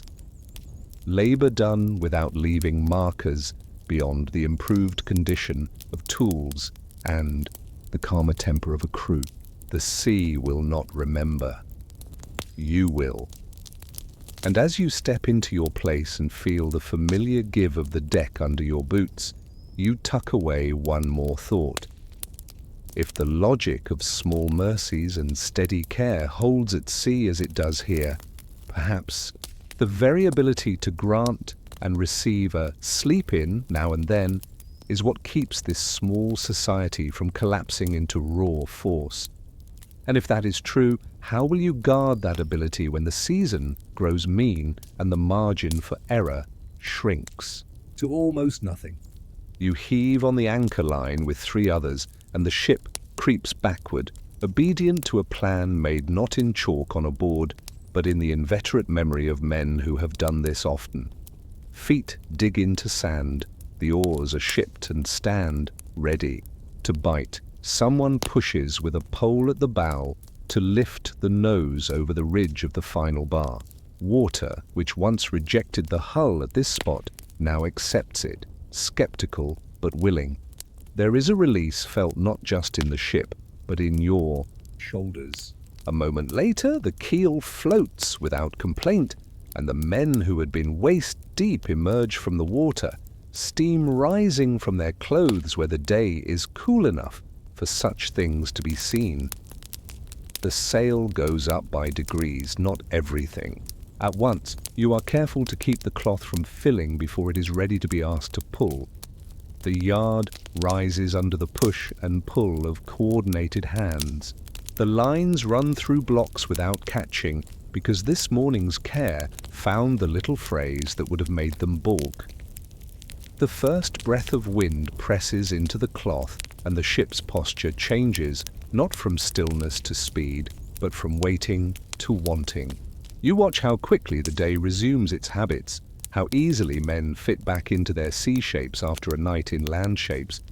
It's as if bodies remember both grammars and code switch without any emotional debate about which is more natural. The key first hour back on the water is a measure of how successfully shelter was carried within you rather than left on the sand. Hands that were given an extra half hour do not tremble at tricky moment. The helmsman's eye is as sharp, not sharper, but as sharp is enough. The man at the bow, looking ahead for changes in watercolor, sees the hints that tell you where depth shifts. The oars dip and rise in a sequence that sounds less like labor and more like music, the smallest change a listener would hear if he had been listening for a long time. You realize that one of the quietest uses of a sleep-in is not simply to repay a debt to the body, but to protect attention. Attention is the rarest commodity at sea because there are so many ways to spend it foolishly and only a few ways to invest it for later. You pay attention to the sail's foot, the telltales, the way the sheet tugs in your hand. The work is the same as yesterday's, but your relationship to it has changed by a few small degrees because of the morning's calm. Where yesterday you might have overridden a feeling because you were too tired to trust subtle cues, today you obey it, altering a knot's position by an inch and finding the results satisfying in a non-spectacular way. This is the kind of correctness that improves nothing in a story but everything in a voyage. The sea, a great machine for punishing small errors multiplied, has less to work with. A squall threatens in the distance in the way squalls often do, by composing the sky into new sentences whose grammar is familiar. There, the line where rain negotiates with wind. There, the smudge that means the surface has changed texture. You notice it, and so does the helmsman, and even the youth at midship looks and then looks at the older man's face to gauge the seriousness. The plan that follows is not a bellowed set of orders, but a rehearsed thing. Lighten the sail, tighten the lashings on the fore, check the bailers, redistribute weight to give the boat the stance she prefers when pushed. You are not invigorated. You are prepared. There is a difference. The squall arrives and departs as squalls do. Wind scolds, then sighs. Rain hammers, then whispers. Your soaked cloak earns its weight, and the lanolin you had resented the smell of is suddenly a blessing. Again, water beading and rolling rather than soaking. The crew makes the minute corrections that add up to calm. Afterward, the talk is not of heroism, but of specific strains and responses. The leech held. The knot took a set. That line we re-whipped didn't fuzz at all. The morning's mending paid forward the day's security. Here the ledger is clear even to those who scorn ledgers. You understand anew that sleeping a little longer than doing the work of order was not an indulgence but a component of safety. Some time after, noon the sea flattens not to glass but to a pleasant surrender. The ship moves with that easy clip that is never more than a shadow from being reversed. And yet, for now, it holds. Conversation returns in the form of small project. Someone refolds a cloth in his chest. Another rubs oil into a knife's handle. A third, with a patient face, untangles a line that had fooled younger hands and left a nest so confident in itself it seemed a creation rather than a mistake. You, for your part, test the stitching you set in the sail this morning with a thumb and find it snug. The little pride this invokes is not something you rush to share. It is private and better for being so. The idea of sleeping in floats into the afternoon in a new shape. It suggests itself as a policy rather than a kindness. On days after rough nights, delay the morning's push, do the preventative work in quiet, and in exchange reduce the number of crises the day may produce. The cost is small and visible, the benefits are large and often invisible because they are the absence of bad events. Convincing a person whose thoughts are captured by visible action to love the invisible absence is not easy, but the sea is honest. It makes the argument in outcomes. Those who go out often enough will recognize the pattern and adopt it as if they invented it. You realize you've become one of those people who practices a careful style that others, more performative, mistake for timidity. You are fine with that misunderstanding. In the later watch, you find yourself thinking about what the pattern means for a different season. Winter will come, and with it shorter days and longer nights. The logic of sleeping in will shift again because light itself becomes rules instead of options. Ice will complicate the tent.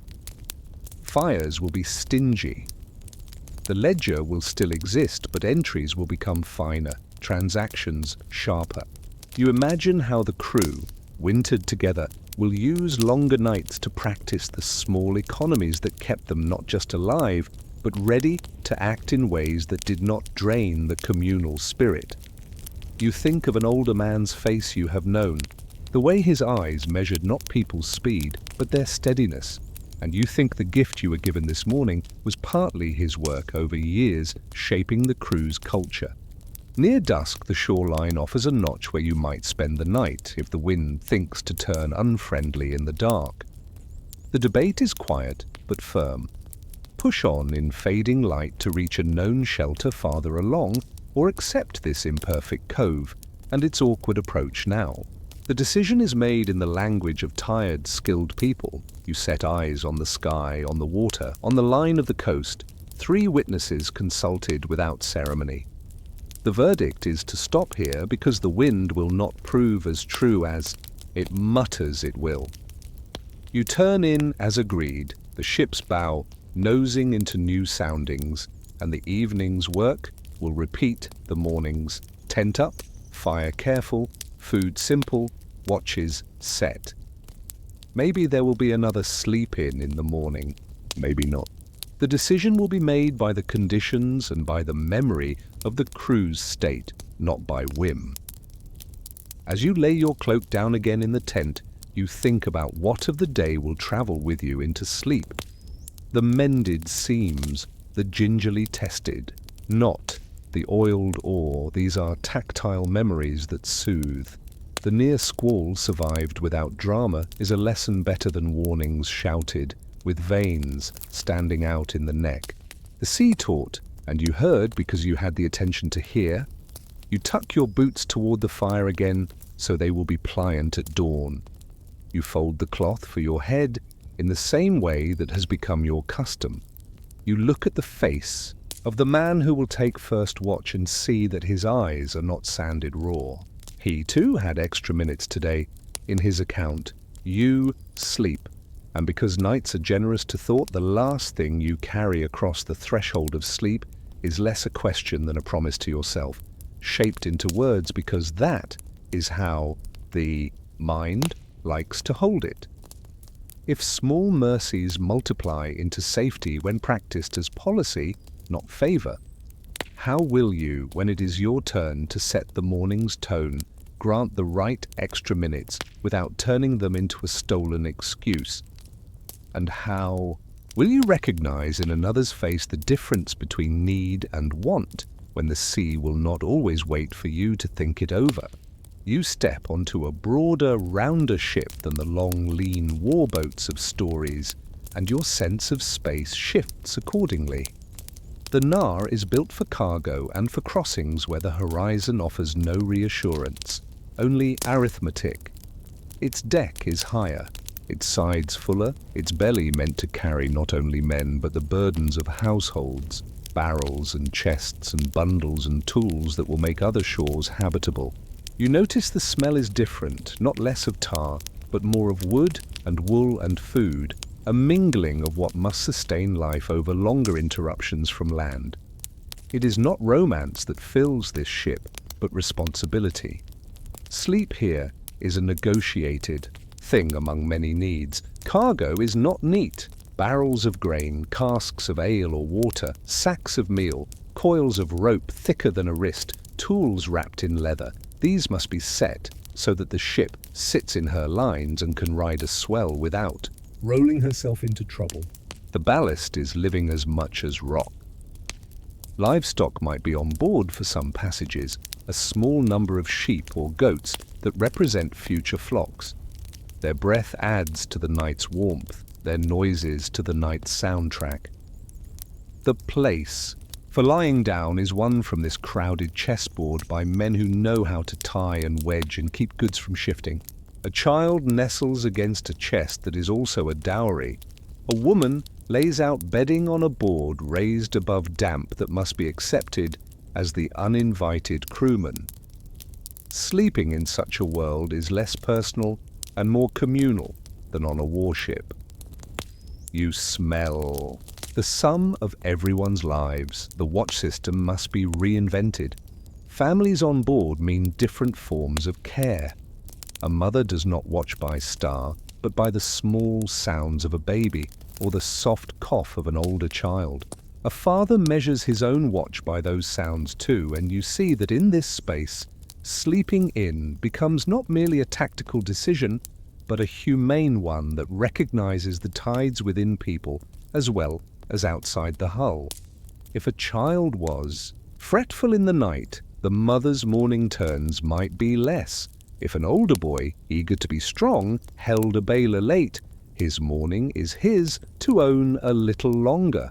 On such ships, mercy tied to function becomes mercy tied to kin, and the two often overlap in ways that make the whole work better than a rigid plan would. Navigation is a constant presence, not a dramatic act. You look up and you look out and you look down at water, and you are told by the captain or helmsman how these views combine into a path. Birds that appear and disappear tell a story about distances to unseen coasts. The color of water shifts in ways that are more than poetic. You learn what silt means and what clear water far from land says about how deep the world under you runs. The wind tells you not just its direction and strength, but its memory of land it passed over. These are not secrets, only practices. You see how sleep is portioned out to those who can read and those who are learning to read this map without lines. On fine days, lessons happen in whispers. On rough days, they happen in the bodies of those who are already wet and tired. A youth is shown how to judge a cloud's seriousness. He nods, and you can tell he doesn't yet believe it will matter.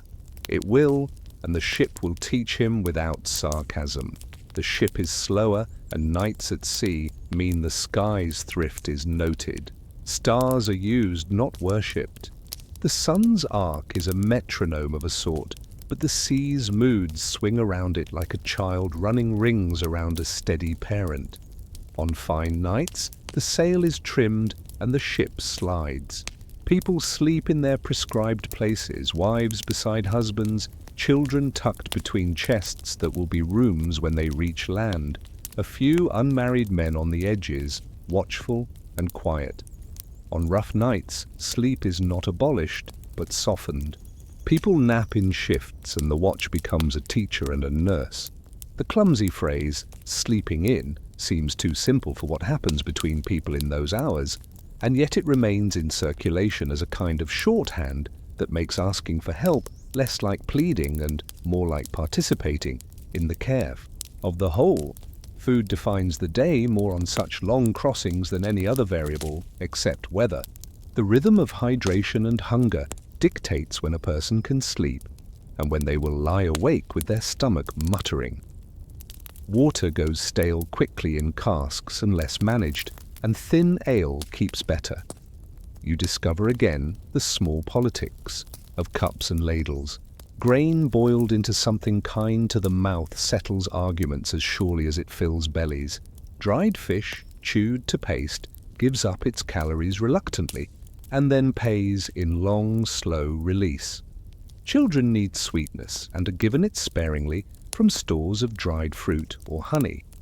These decisions about who eats what become invisible in the calm of a well-run ship, and only the absence of bickering tells you how hard people are thinking to keep it so. Sleep arrives easier when hunger is held at bay. That is not philosophy. It is the body's demand. Sickness comes sometimes, not in the dramatic blows of fever and rash, though those happen too, but in the sea's gentler punishments. A child uses the deck's edge more often in the first days as their stomach learns the language of the swell. A woman steadies herself against a chest and breathes through the wave until it passes. Men who would muscle through on another kind of ship here slow and shift their tasks so the sick can still contribute in small, meaningful ways and therefore keep their dignity. You notice how little is said about this.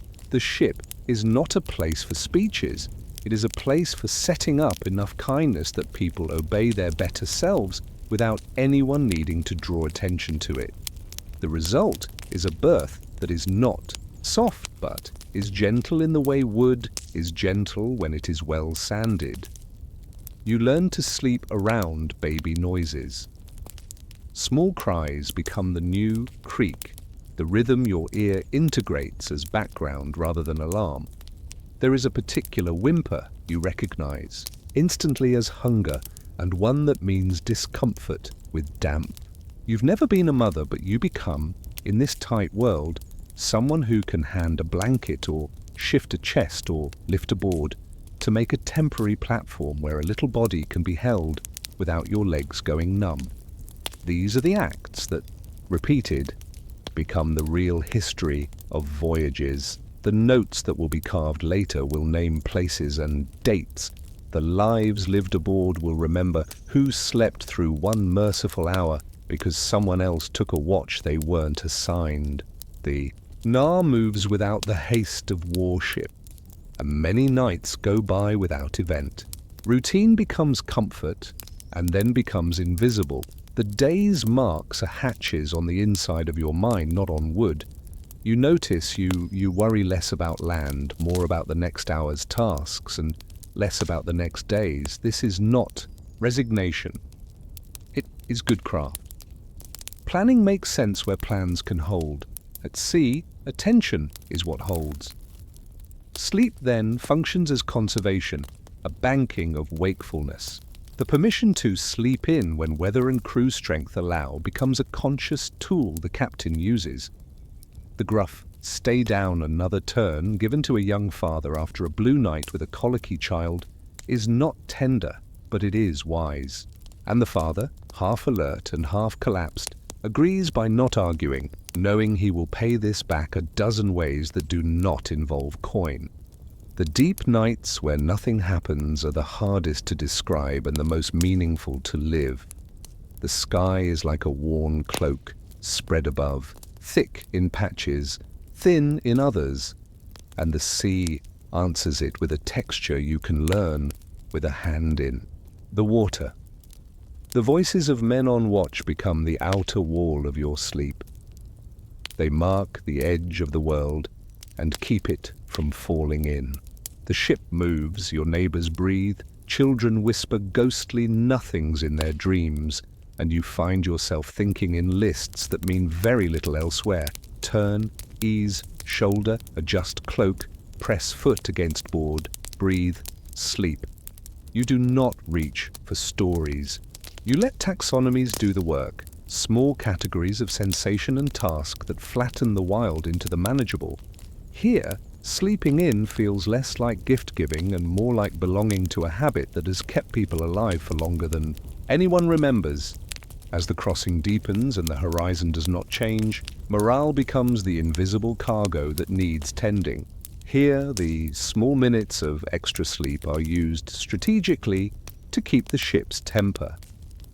Give them to a person who grows quiet and whose quiet is a harbinger of gloom. Give them to a woman whose competence is beyond question, but whose reserves are bone thin.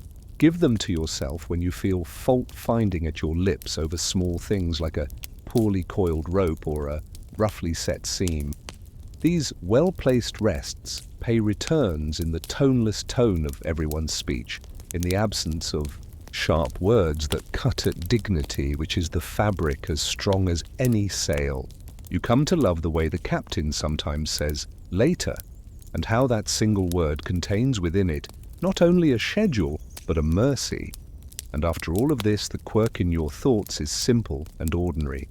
You imagine land in vague terms and then think better of it. You keep your mind within the edges of the ship because that is the trick that lets sleep and wakefulness alternate like heartbeats instead of breaking into frenzy and exhaustion. But you hold on to one small question in the part of the mind that never quite sleeps. On a voyage where the sea is the same in every direction and time itself seems to roll like a barrel under your feet, how do you agree, truly agree, on when a person has earned those extra minutes under a cloak? And how do you guard that agreement from fraying when the sky stays empty longer than anyone thought it would? The middle of a crossing is where time becomes reluctant to move. The novelty of departure is gone, the urgency of landfall not yet near. You wake and it feels like yesterday is folded neatly for reuse. The deck's few irregularities mark your hip and shoulder in the same way. The sounds feel arranged by an unseen hand and replayed. Here, sleep becomes not just rest, but culture. The way people handle their tiredness defines whether these days pass in truce or in tension. The captain knows this, and so do you if you've sailed this route even once before. The logic of sleeping in takes on its most mature form here. It's not about catching up to a storm or preparing for one. It's about maintaining the delicate balance that keeps people from snapping. You begin to pay attention to small triggers. A child whose questions have ceased may be slowing with unnoticed malaise. A man whose hands are crueler with a knot than usual might be visiting privately with a pain he hasn't named. A woman whose laugh is rare today is not simply bored. She is nearing the edge of what anyone should be asked to bear in close quarters. The simplest response, the extra half hour of sleep, taking a watch without comment, finishing another's. Duty is both the least noticeable and the most effective medicine. It respects pride while offering relief. The ship's interior economy comes to resemble a family's, not in sentiment, but in practicality. Everyone knows who is carrying more today and who carried more yesterday. The settling is done in favors that leave no record and in habits that stubbornly choose generosity. Weather in the middle becomes less of a villain and more of a background hum. It is rarely at its worst or best. It is something to manage, like a cranky hinge or a dull blade. You wake to a lively chop and shrug at it. You wake to a flat swell and shrug at it too. You hamper and unhamper. You let the cloth breathe or you pull it flat. You shift weight by a little. You do not think the sea is personal. It is a large set of conditions that will reward or punish laxity, nothing more.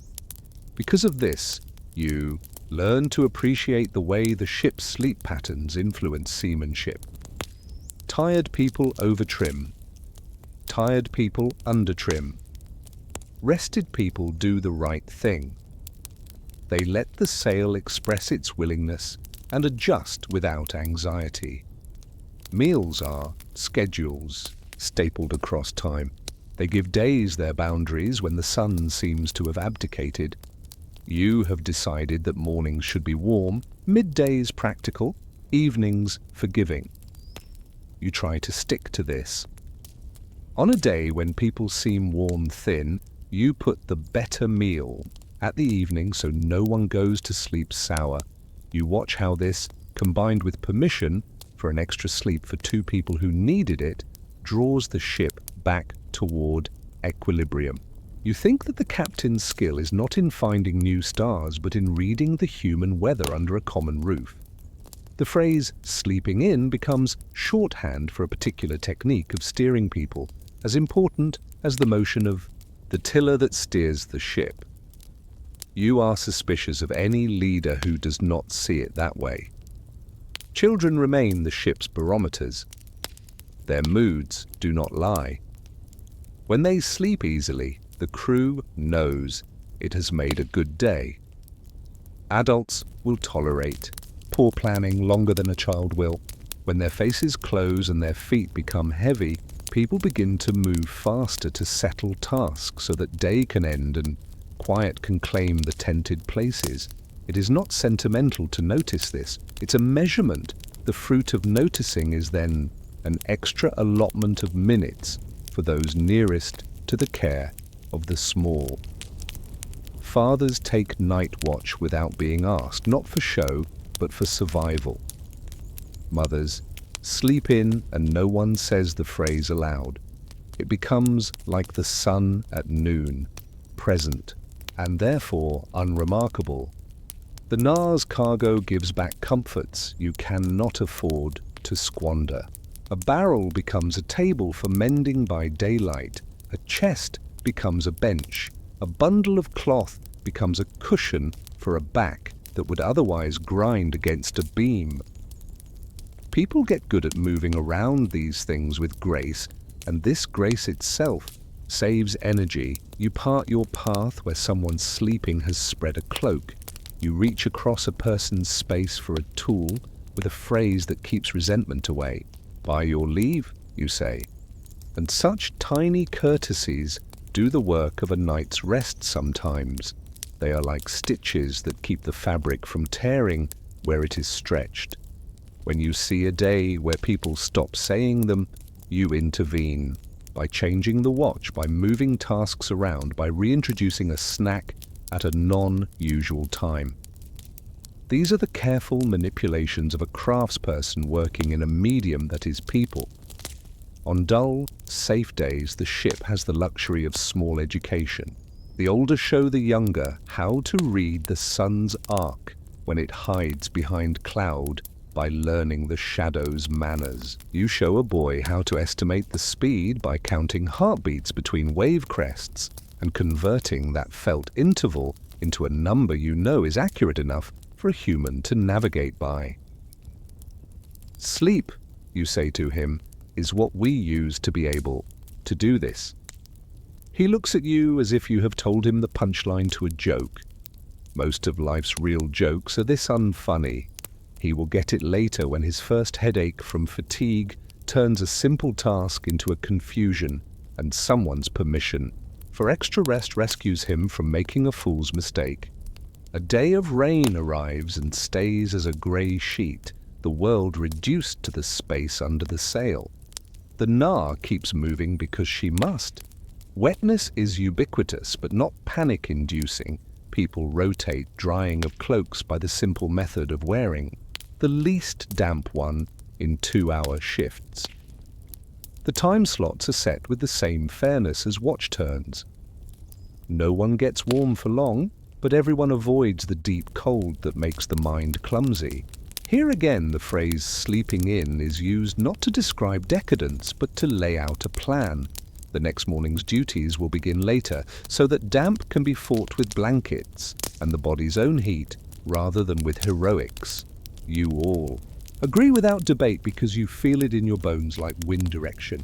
It was always going to be so. The sea is generous with monotony and scarcity with drama.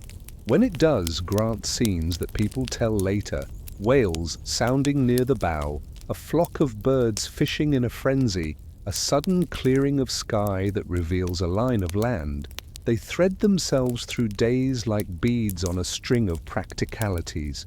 Sleep is the string. Without it, the beads scatter and nothing means anything. You think how true it is that the language of exhausted people becomes ugly and the language of rested people remains technical. One leads to damage, the other leads to work getting done. You are not dogmatic about it. You have seen exceptions. But the pattern is repeated enough to know that the sea has taught it as firmly as any professor.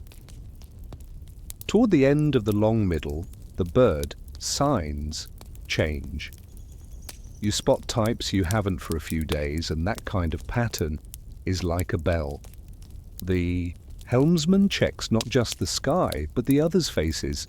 He sees that people are glancing more often, a tell. The ship's mood lifts a degree which can be dangerous if it provokes carelessness. It's here that you deploy the most effective version of the sleeping in tactic. Hold it, do not grant it today. Keep the schedule and keep people aligned in their expectations. Tomorrow, when the line of land is unarguable and the danger that comes with hope's sudden expansion is upon you, then you release the minutes. Then you give the body what the mind has already grabbed in imagination, so that mind and body move together into landfall rather than out of step. This is the highest use of the idea. Align flesh with hope, not let hope run ragged like a dog off-leash. The night before the probable landfall is often a non-night. You think you will sleep. You do not. Your neighbors breathe too fast. You feel your own mind chase pictures of shore. Children stir because their parents do. The ship's timbers seem to use a higher voice, and lines twitch as if the air itself were impatient. The right response is counterintuitive. You shorten watches, thereby entangling more people in shared wakefulness. And into that web, you stitch small sleeves of sleep. Down for a turn, you say, tapping shoulders. They argue, and you insist. It is not fair any more than storms are fair. It is wise. The morning will require energy of a type different from what the open sea required, and you must have some of it in reserve. When land offers its rocks, it does not care that you are excited. So little of this will be remembered in the stories you will tell later. That is fine. You are not doing it for stories. You are doing it because the ship demands it, and because you find that you have pride now in the craft of making people's lives possible in a hard place. You lay out your cloak for what might be the last time before land, and you place your chest where you have placed it 100 times. Your hands move without decision. Your last thought before sleep is simple. You hope tomorrow that at the moment when the first line is thrown to the unfamiliar shore and bites someone who needs, it will be under a cloak, eyes closed, gathering the strength that will be required in the smiling, exhausting chaos of arrival. And then, because it is both necessary and just, you promise yourself that if the need is not yours, you will be the one to let them sleep in, for the sake not simply of kindness, but of the work that will follow. Dawn brings the particular, light that suggests land even when you cannot yet say where. The sea smells of it and moves differently near it. Birds work lines that mean something. The helmsman's posture changes because decisions now multiply. Sleep becomes the day's currency, and you count it out carefully. The line of coast presents both opportunities and traps. A headland that looks friendly might funnel wind into something mean. A bay that seems to offer calm may hide a bar that will seize a keel the way a bad idea seizes a mind. Suddenly, and with consequences, you are careful. The night's sleep, rationed cleverly, makes carefulness possible. Children are kept low and wrapped. Those capable of work are either eating or working. Joining a land you have imagined for weeks is not a ritual. It is a job with 1,000 moving joints. The first tasks rest on all the mending and maintenance done in mornings you were allowed to sleep in. Lines run without snarling. Oars bite when asked without complaint. The sail, reefed to the right size, behaves without drama because its seams were kept friendly. You realize again how little of safety is luck disguised as skill, and how much is the patient accumulation of small rightnesses. Approach is all angles. The sun sits one way, the wind another, the sea a third. The steersman has to plot with these vectors rather than with ink. The rest of you make it possible by being present. This is where the extra sleep given to the right people proves itself. The man with the eye for watercolor is at the bow, not sidelined by fatigue. The woman whose judgment of wind shifts is best stands near the mast, watching cloth and air argue. The boy who can fetch and carry quickly without breaking what he holds is rested enough to be sent thrice in the time another might take once. The economy of this is plain, like a set of sums a child could reckon. If all goes as you wish, the ship kisses water that is shallower, and then shallower still, like a person trying a stranger's hand. The anchor goes down where it should, and holds. The ship's movement changes from journey to arrival. The crew's bodies change with it, moving from braced to unbraced. Some cry, most do not. Crying is a luxury and also a personal act that many feel belongs to privacy, which is scarce.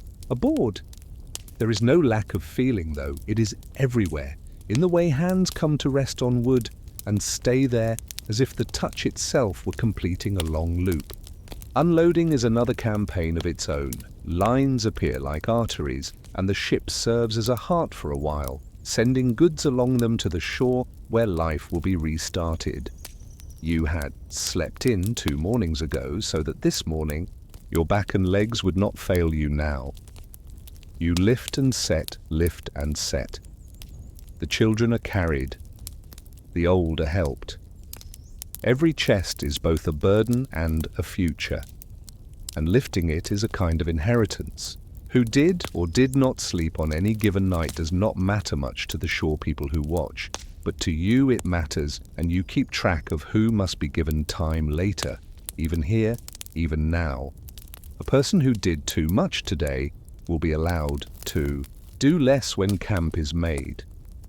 You hold this plan like a warm stone. Camp ashore is raised, the ship's sail flowering into a tent again, poles made of oars again. The ground underfoot is not known yet. It rejects and then, quickly, accepts you. You lay out bedding from the ship in new patterns. Fire is lit with a reverence mixed with urgency. The first pot that boils on a shore that will soon bear a name tastes different, even if it is the same meal as yesterday's. People look at each other with new eyes because in this light, everyone looks different. You have arrived, which means a kind of ending and a kind of beginning. Sleep becomes reward now rather than policy. It is given as celebration as much as necessity. You still keep a watch because the sea does not convert to love because you have landed, but the watches now feel more like guardianship than like survival. The tent smells different on land that will be yours. The wind speaks not just of weather but of the shape of hills and the wetness of soil. The children sleep like stones, clutching not charms but pieces of rope or bits of skin that will be part of life here. Adults sleep like people who have finally put down what they have carried in their minds as much as in their hands.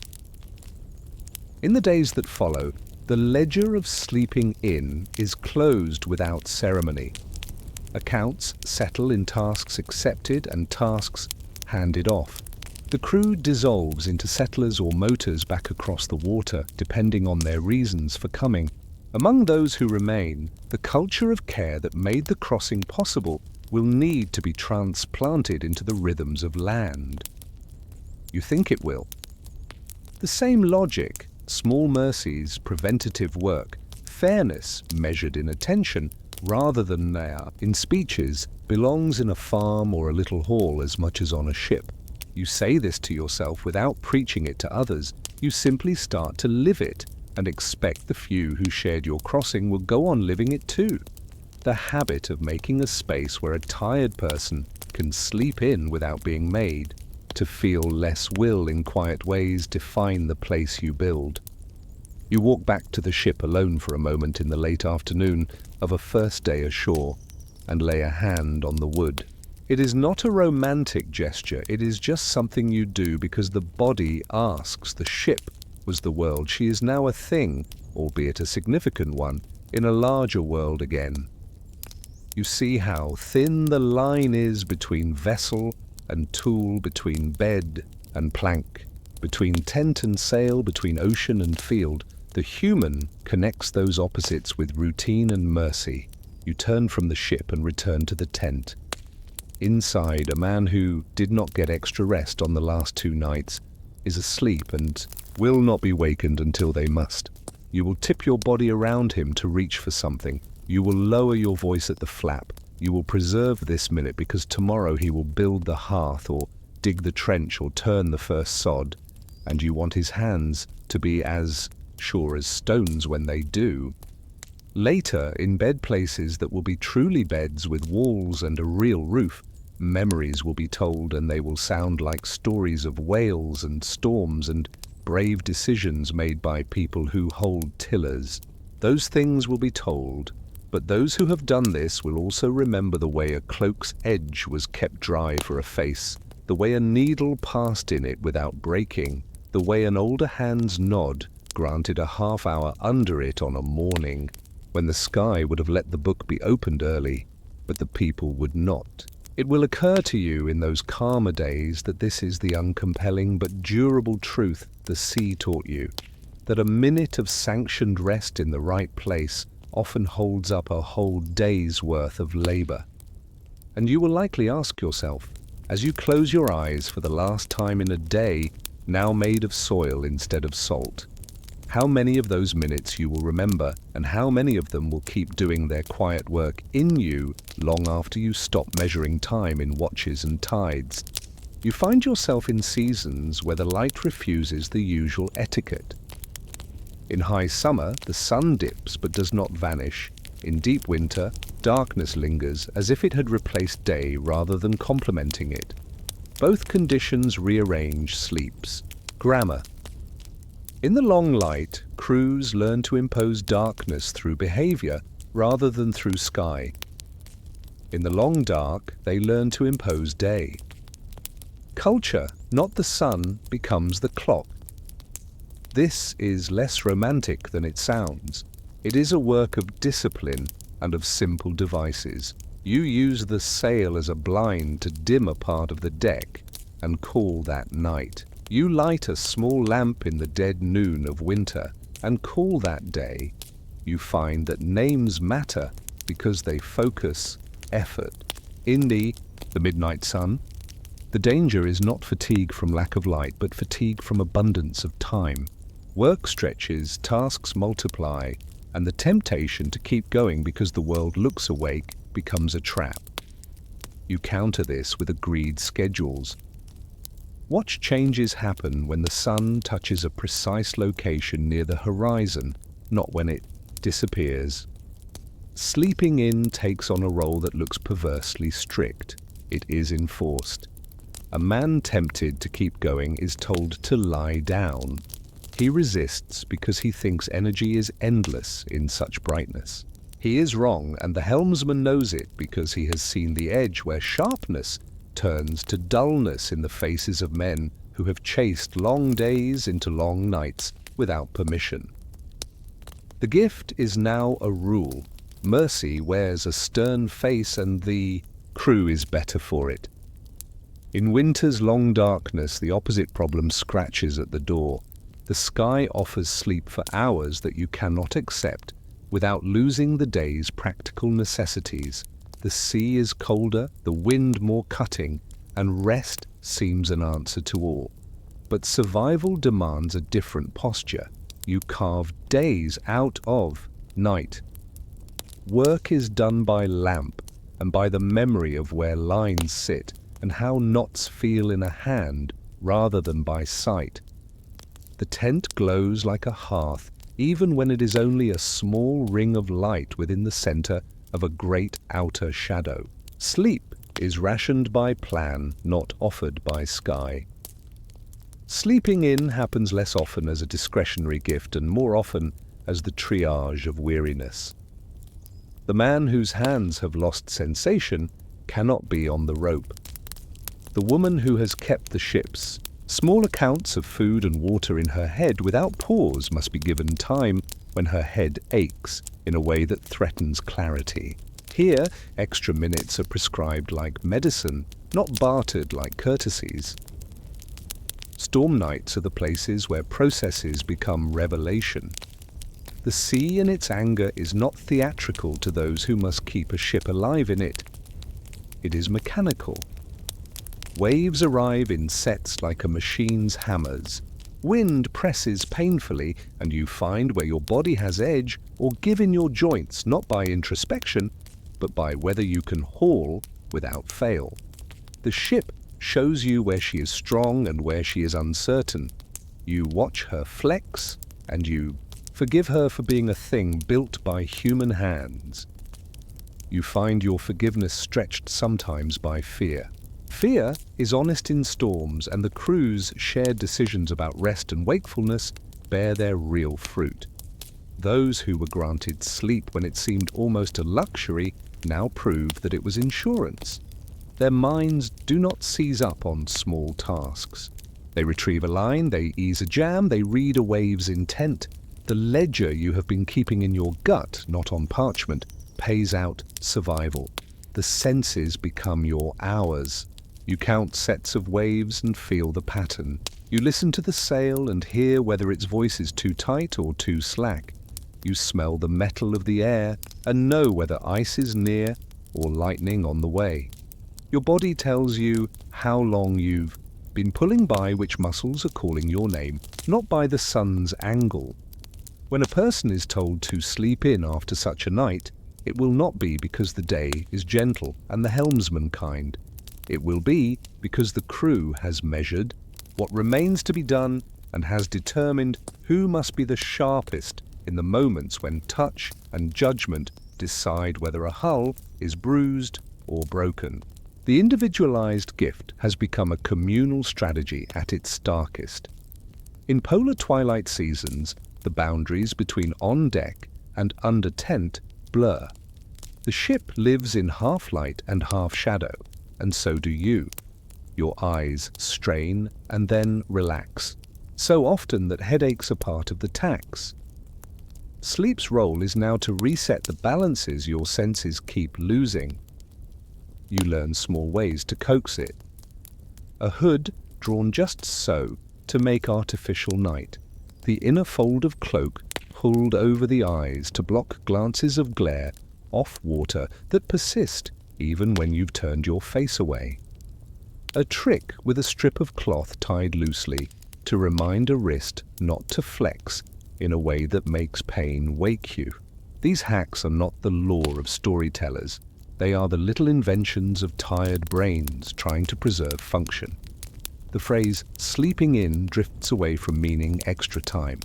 It now often means an opportunity to do the above without being asked to stand too soon, to give the body a chance to re-emerge competent. Faith becomes visible in such seasons in a specific way. Not belief that the sea will be kind, that is a nonsense no one who has sailed would admit, but belief that the shared rules will hold. Agreements about when to rest and when to rise, about when to press and when to pause, about whose judgment will lead when judgments diverge. These are the practical beliefs that display themselves in watch schedules and in the little nod that says, "Not yet, sleep," and the other nod that says, "Now."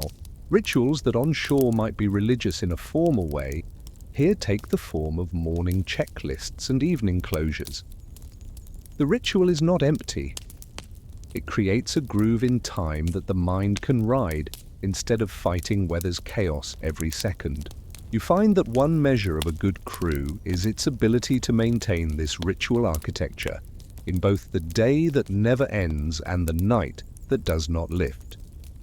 The wind drives the sea into shapes you have names for, and shapes you do not. The ship has her limits, and respecting them is love, not fear. You reef when you should, not after proving a point.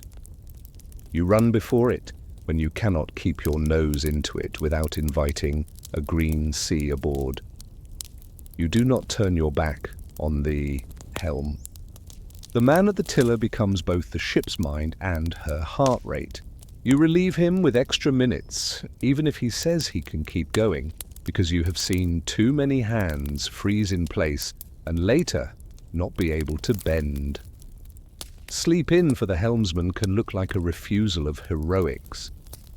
It is, in fact, the resistance to a smaller disaster in the making. You discover that the least comfortable of human truths remain valid here too, that people bring their own inclinations into the hard place and either sand them down to fit or do not. The person who boasts of needing less sleep sometimes falters first. The person who admits to needing it keeps a steadier hand. The crew unlearns romance nightly and learns commitment daily. You see laymen make more reliable mates than would-be poets of the sea. You still love poems. You simply learn where to store them, so they do not hobble the doing of necessary tasks. Maybe you will write one someday about a cloak's edge set right on a night that didn't kill you. But for now, you line the tent's edge with shields because the wind is biting from a new quarter, and you want the child sleeping 2 spaces over to know nothing of it. You will find yourself, in the margin between thinking and sleeping, wondering at the human body's pliancy. How many days of half sleep can a person fold into competence? How many nights of extra given minutes will make the difference between a plan executed easily and a plan merely survived? And perhaps most importantly, how will you, when the light and dark confuse each other at the edges of the world, set your own internal lamp to guide the choices you make about granting and receiving sleep, so that when the sea has done its sum for the day and found you wanting, you can balance the account with the only currency you have some control over, the minutes under a cloak, kept for one person, transferred to another, and spent for everyone's sake. You learn by degrees what cold means when it is not the chill of a short night or a stiff morning breeze, but the condition of the world itself.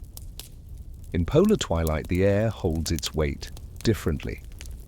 It thickens in the lungs and tightens the lay of wool across a shoulder. Breath frosts on beard and hood ties and then hardens into tiny pricking crystals that irritate the skin until you rub them away with a woolen mitt. Cloth stiffens, then finds its pliancy again under the fingers that have warmed it. The sail becomes a living thing with a mood you must read more carefully than usual, because its weight changes as rime lays upon it and then drops when a gust shakes ice free. You keep from cursing, not out of piety, but because cursing steals breath you cannot spare. The rigging collects ice in a patient way. First, the thin glaze on exposed knots, then a glittering skin on the lines that run often because they pass through cold air with speed, then the thicker, opaque sheath when spray rises and freezes before it has fully fallen back to the sea. You learn when to beat the ice off and when to accept it. Bring the sail down too often and you lose ground, but fail to bring it down and you invite a sudden top weight that will make the ship's roll untrustworthy. You strike with the flat of an oar loom, not the edge, so you do not bruise the fibers. You take turns because fingers lose their cunning after a few minutes in that work. You keep a mitten within a mitten when you can, one to be sacrificed to, wet, and one to remain dry enough to let the hand recover its sense. The small discipline of keeping a dry pair for the helmsman becomes dogma, because the tiller demands information from the hand that numbness cannot provide. Sleep becomes a medicine you administer in spoonfuls. No one is allowed to drink the bottle. In a night where the sky never commits to either day or darkness, the only clock that matters is the one you sing to yourself. You recite verses in your head that you've known since before this voyage, not to charm the sea, but to measure time. You mark watches by the number of repeats. Others use knotted cords in their pockets to count out minutes felt rather than watched. These are the instruments the crew builds in the absence of the sun's old rules, and you take them seriously because they keep the world from becoming a single, endless present that eats judgment. When the helmsman says, "Another repeat," he means, hold a little longer, and when he says, "half a repeat, then down," you hear the gift and accept it. The language is not poetry, though it sounds like it might be. It is a way to apportion wakefulness. Storm tactics in this lightless world are older than any single voyage. You reduce cloth until the sail is small enough to not invite trouble, but large enough to hold the bow steady into what the sea is doing. You tie in more sail, the ties biting into weathered wool, gathering the square into a shape that feels, under your fingers, like a stubborn beast finally obeying a halter. In hard blows, you lower the sail and accept the uselessness of speed. Then a sea anchor, fabric-bundled oars lashed into a frame, something that will bite the water, is paid out forward to keep the nose true to the waves. The drag sings in the lines and the hull answers. The singing becomes part of your night's music and you begin to trust it. Running before a storm is for a sea that offers room and a known destination. Holding fast with a drag out is for endurance. You do not choose bravado over a steady strategy because history has taught you that most mistakes in storms come from contempt for ordinary measures. Bailing is less dramatic but more constant in this weather.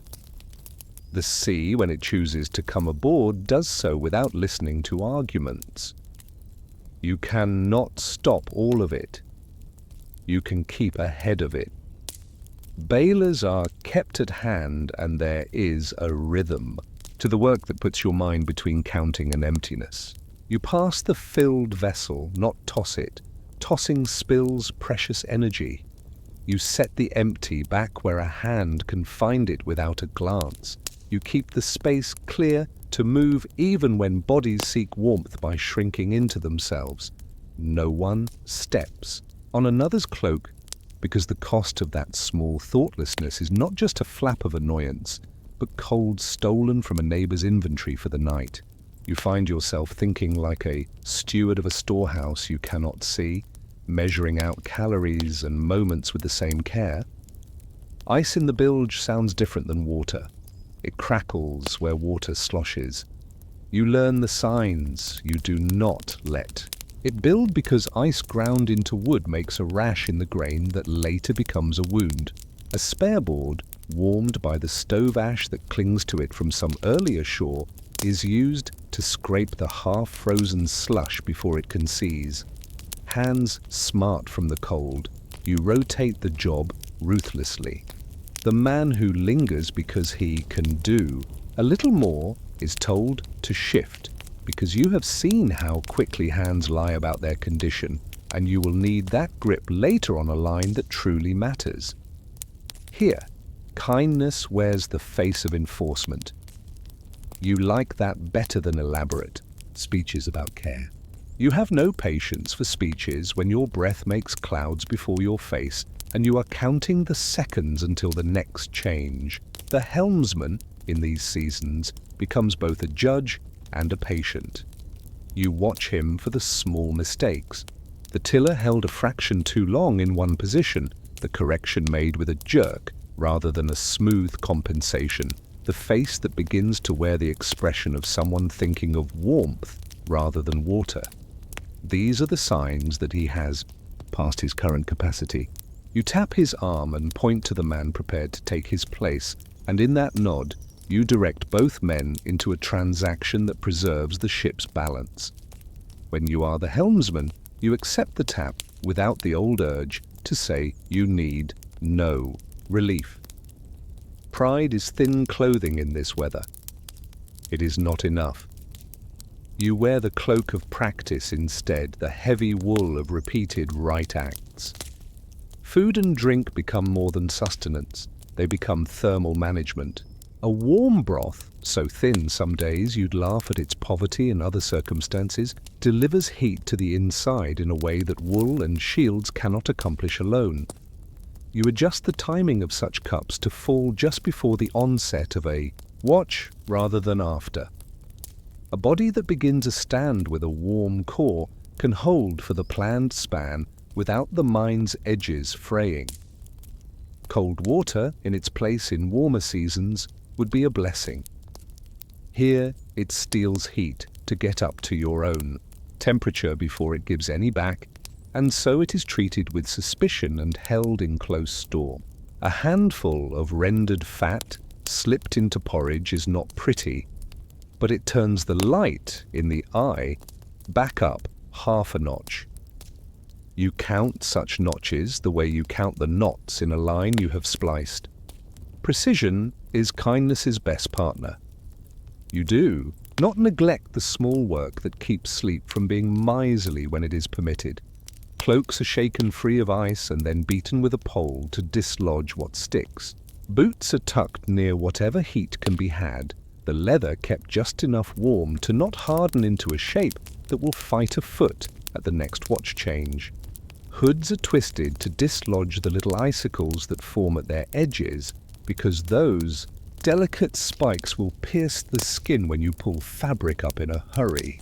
Fingers are inspected for the white, waxy look that precedes deeper cold injury. Cheeks are rubbed vigorously not to bring color to please the eye, but to coax blood flow back to the surface's thin vessels. A boy who would be ashamed of being checked for frostbite learns to accept the older hand's keen glance because he has seen once the result of his friend's fingers left too long without feeling. Sleeping in such a frame, takes on the character of strict rationing rather than indulgence. You grant it not to the loudest complainant or the handsomest case, but to the person whose role next will require the most delicate attention. It may be the man who will read the ice along the gunwale in the darker part of the night. It may be the woman who keeps the tally of fuel and food and must have a mind clean enough to not double count. It may be the helmsman 2 watches from now, because a crew that thinks only in immediate needs burns its own fingers. You are careful to explain little and to act much. In the quiet after a watch change, in the dim leopard light that passes, for noon you point at a cloak and say, "Another turn," and make a small cutting motion of your hand that means no argument. The obedience you receive is not obedience to you. It is obedience to the strategy that keeps the crew's mind whole. Faith in these conditions reveals itself as adherence to the plan even when the plan is unattractive. A man who would rather stand than lie down, because lying down means facing his thoughts, accepts the blanket anyway. A woman who would rather lie down because standing means confronting the ship's present vulnerability, stands and takes the rope because the plan calls for her hands there now. You do not scold anyone for their preferences. You simply impose the schedule that will deliver the ship through what the world is offering tonight. The words spoken to mark watch changes drift into a cadence that is almost like prayer. The same phrases at the same times, repeated until the ear recognizes them as landmarks in an unchanging landscape of dark and wind. Their power is not mystical, it is practical. It keeps minds from wandering into places that have nothing to offer but fear. Sometimes the sea offers a reprieve of an hour or even less. The wind drops in that inexplicable way weather has of forgetting itself. The surface flattens into a seethe rather than a heave. Ice stops forming and instead softens at the edges, weeping into little drops that refreeze in rings if you do not brush them away. It is in this breath that you exercise the duty that sleeping in has become. You take the 2 who are most depleted and press them down into their cloaks. You take their places with others whose reserves are thin but existent. You keep the deck quiet with a raised palm and a tilt of the head, a sign you all understand now. You allow the deck to become, for a breath, a place where sleep is not a brittle thing that shatters if bumped, but a dark pool you can drink from in deeper swallows. The worst temptation in such an hour is to press the gain immediately, to hoist more cloth and take speeds intoxicant. You choose not to. You choose depth over width, rest over movement, knowing that the storm's next verse is written already, and that your choice now will decide whether a mistake later becomes an injury. You are not always right. Perfection is not a tool available to humans, but the habit of choosing with a mind trained by repeated small mercies makes your errors smaller, your corrections easier. People who have slept, not always long, but truly, can confess a mistake quickly and repair it without the theatre that costs crews more than storms do. There are darker hours where sleep cannot be granted at all, and you learn too how not to pretend. You do not wave a hand and say, "Later," just to make a promise that will not be kept. You say, "Hold," and your voice carries the truth, that your mouth's promise cannot rearrange the wind. Strangely, this honesty prevents spite. The crew becomes, in the face of such weather, a creature that does not waste motion on blame. You did not cause the ice. Your neighbor did not summon the gust. The ship, though alive in the sailor's vocabulary, is not a thing with malice. You do your work. You do not expect applause. You keep each other's fingers attached and heads clear. In that you find a certain peace, even in the shriek and rattle, when the sea, finally, grudges you a wider pause. The tent goes up ashore if you are near a place that will accept a landing, or the sail is sheeted as an awning if you are still, underway but can steal a little shelter. In that dim and welcome space you do not tell stories yet. You inspect toes and fingers. You pass a horn of something warm. You silently rearrange sleeping places so that the most exhausted will not be easily disturbed by the turnings of others. You tuck someone's boots in closer to the embers. You hang mittens near warmth, but not too near, because scorched wool is a sin with practical consequences. Only then do you lie down, if it is your turn, and discover whether your mind will allow you to sink or whether it will make you float like wood in wakefulness. Even then your ears keep their posts. You listen not for danger as much as for the return of the ordinary, the sound of a line's little creak that means it is still doing what it should, the regular cough that means a friend is still gathered. In their breath, the quiet scrape that says someone is tending a small chore, even inside the break you have all earned. In the quiet before your eyelids slide down, a question forms that is less about philosophy than about the next decision you know will come. The wind will change again, as it always does. You will have to decide whether to run before it or to lay out the drag and hold your nose into it. You will have to decide who takes the helm and who is pushed under the cloak for another turn. When the moment arrives with its impatient face and its tangle of variables, what measure will you use to put the right head under wool and the right hand on wood? And will you have the steadiness to choose against your own fatigue if that is what the ship's survival calls for? The storm line breaks at last, not with trumpets, but with a quieting so gentle you mistrust it for a while. The wind sets down its load in increments. The sea does not flatten into calm. It simply stops arguing for a time. You do not believe. It immediately.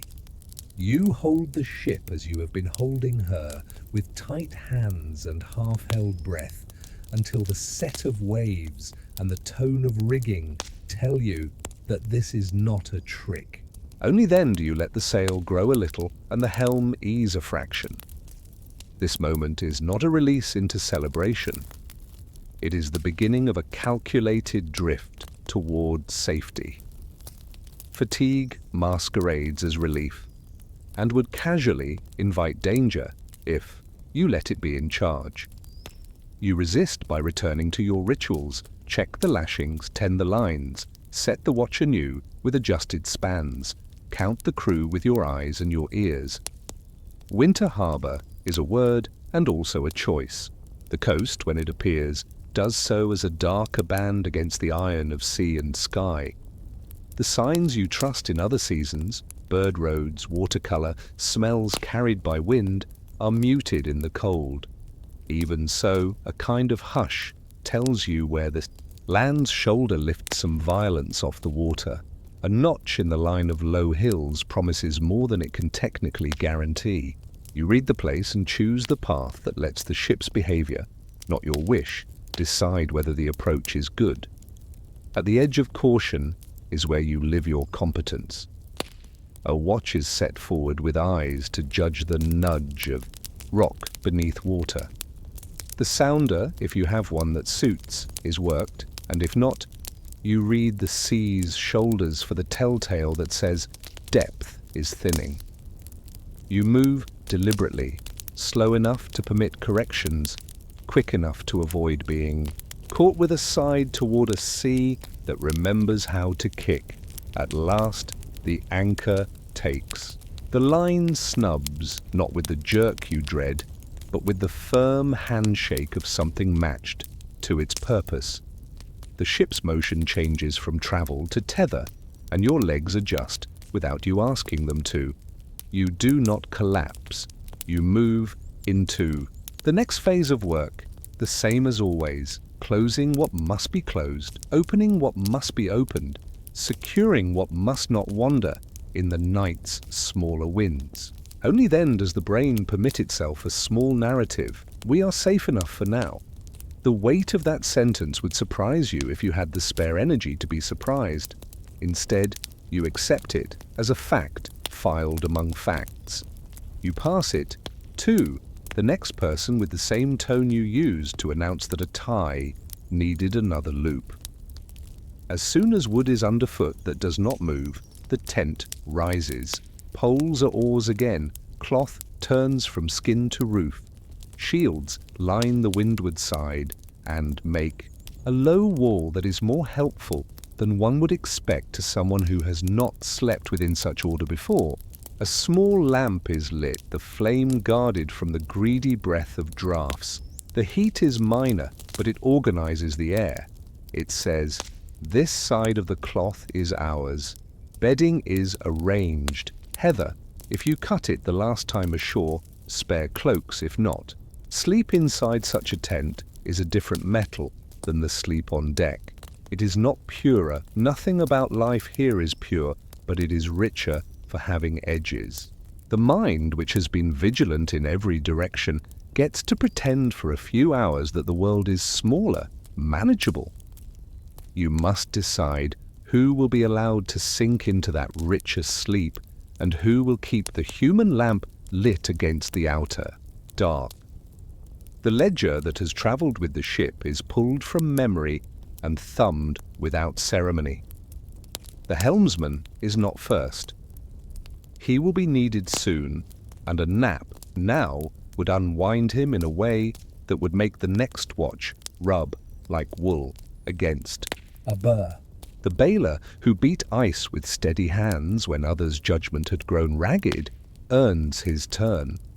The one who tracked store with competent monotony gets a longer span. A woman whose hands are split at the knuckles from cold is told to put her hands under a neighbour's cloak against a warm belly, and to sleep that way while someone else does her next task. In this tent, such things are not delicacies of politeness. They are arrangements agreed in the language of survival, less awkward than chatter and more tender than words would dare to be. The food you can make now matters not for taste, though taste is a gift, but for how it returns specific strength. A pot is set so that it will not be knocked in the cramped space. Grain is measured with a steady hand, not too little, not too much. A balance between today's hunger and tomorrow's certainty. Fat is rationed into it with the logic that has governed the last weeks. just enough to fortify without inviting, sickness from a stomach that has been asked to keep the cold at bay long past its comfort. Those who will stand first watch are fed first, not as a privilege, but as a lever that moves the next necessary hour. Those who will sleep in receive, theirs last not as a slight, but because warmth after swallowing settles the mind into sleep in a way that empty bellies find difficult. When conversation returns, it does so sparely. You discover that the stories you thought you would tell about the storm have thinned into a few nouns and verbs. Ice, someone says, shaking their head once, like a dog after surf.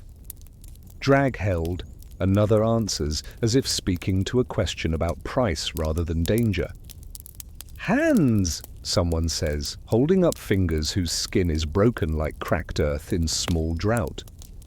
In place of excited retellings come the usual practicing of the next day's chores, and that is the condition of a crew that has not broken. Stories will be for a so longer light and a less urgent need.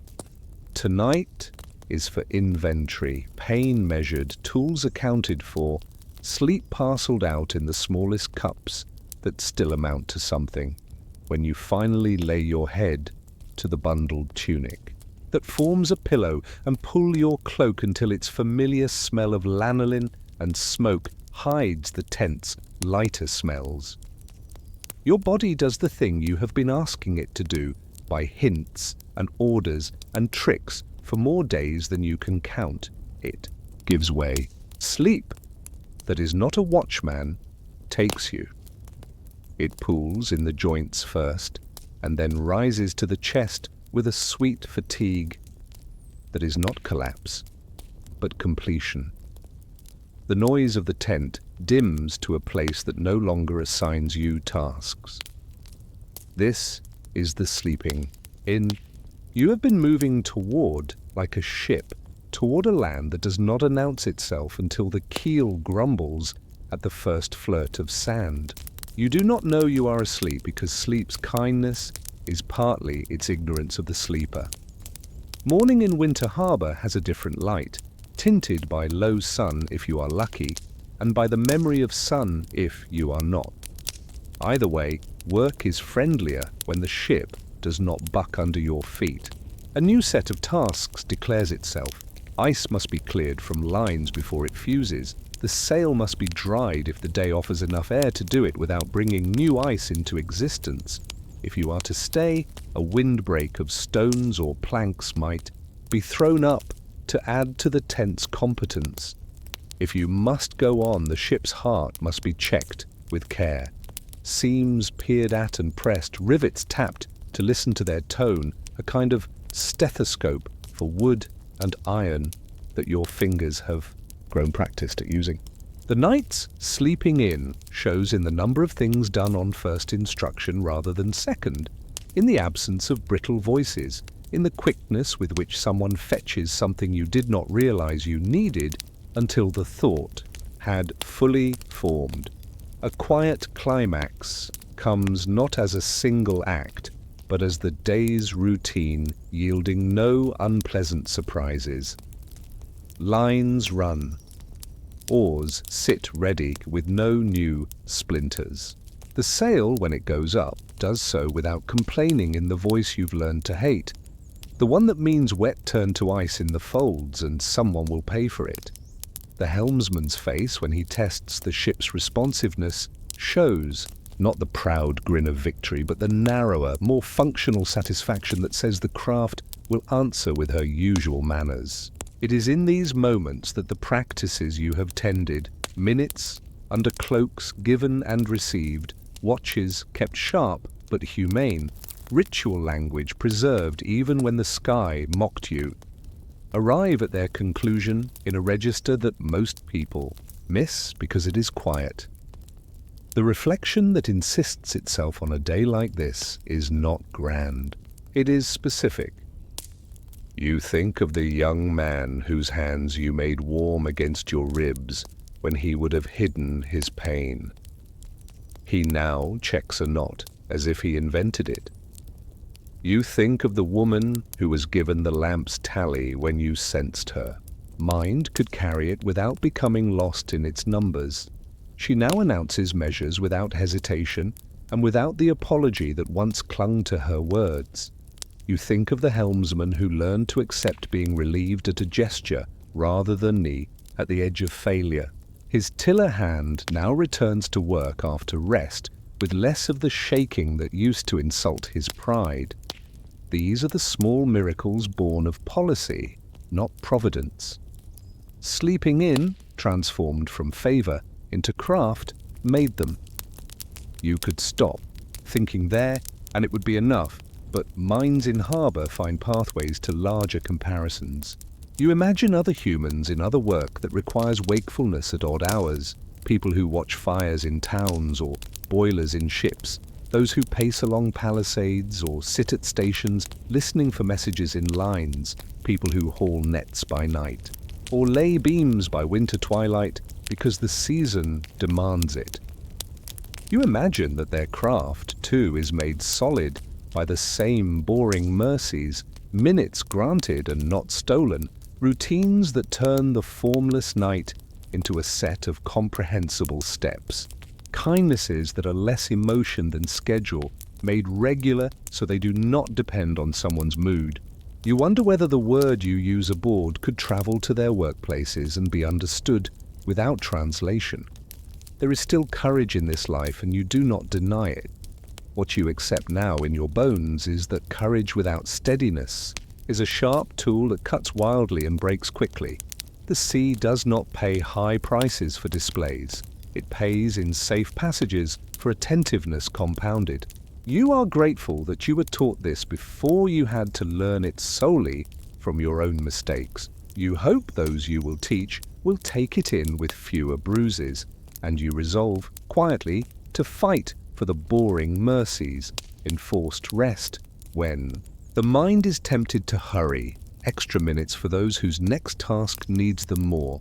Rituals preserved against mockery when next the sky refuses to make day or night, and your tiny piece of wood must keep the line between living and perishing from thinning more than it already is. Later, when you have warmed and eaten and the ship is either set to go or set to wait, the child asks without guile whether you will tell about the storm.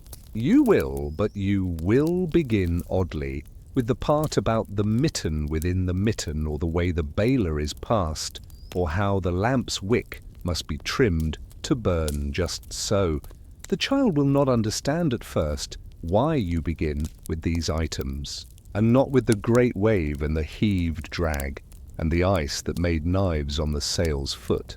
If the child is lucky and listens to you another winter, they will understand that the great wave and the drag and the ice are the world, and that the world is always great.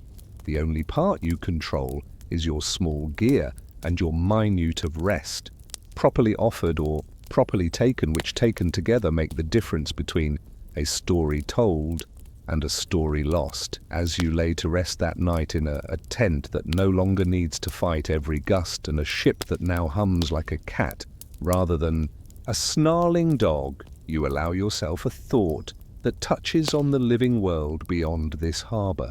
People who work shifts in bright buildings, who drive long nights along cold roads, who stitch bodies back together under fixed lights, who tend machines that will not pause simply because it is midnight.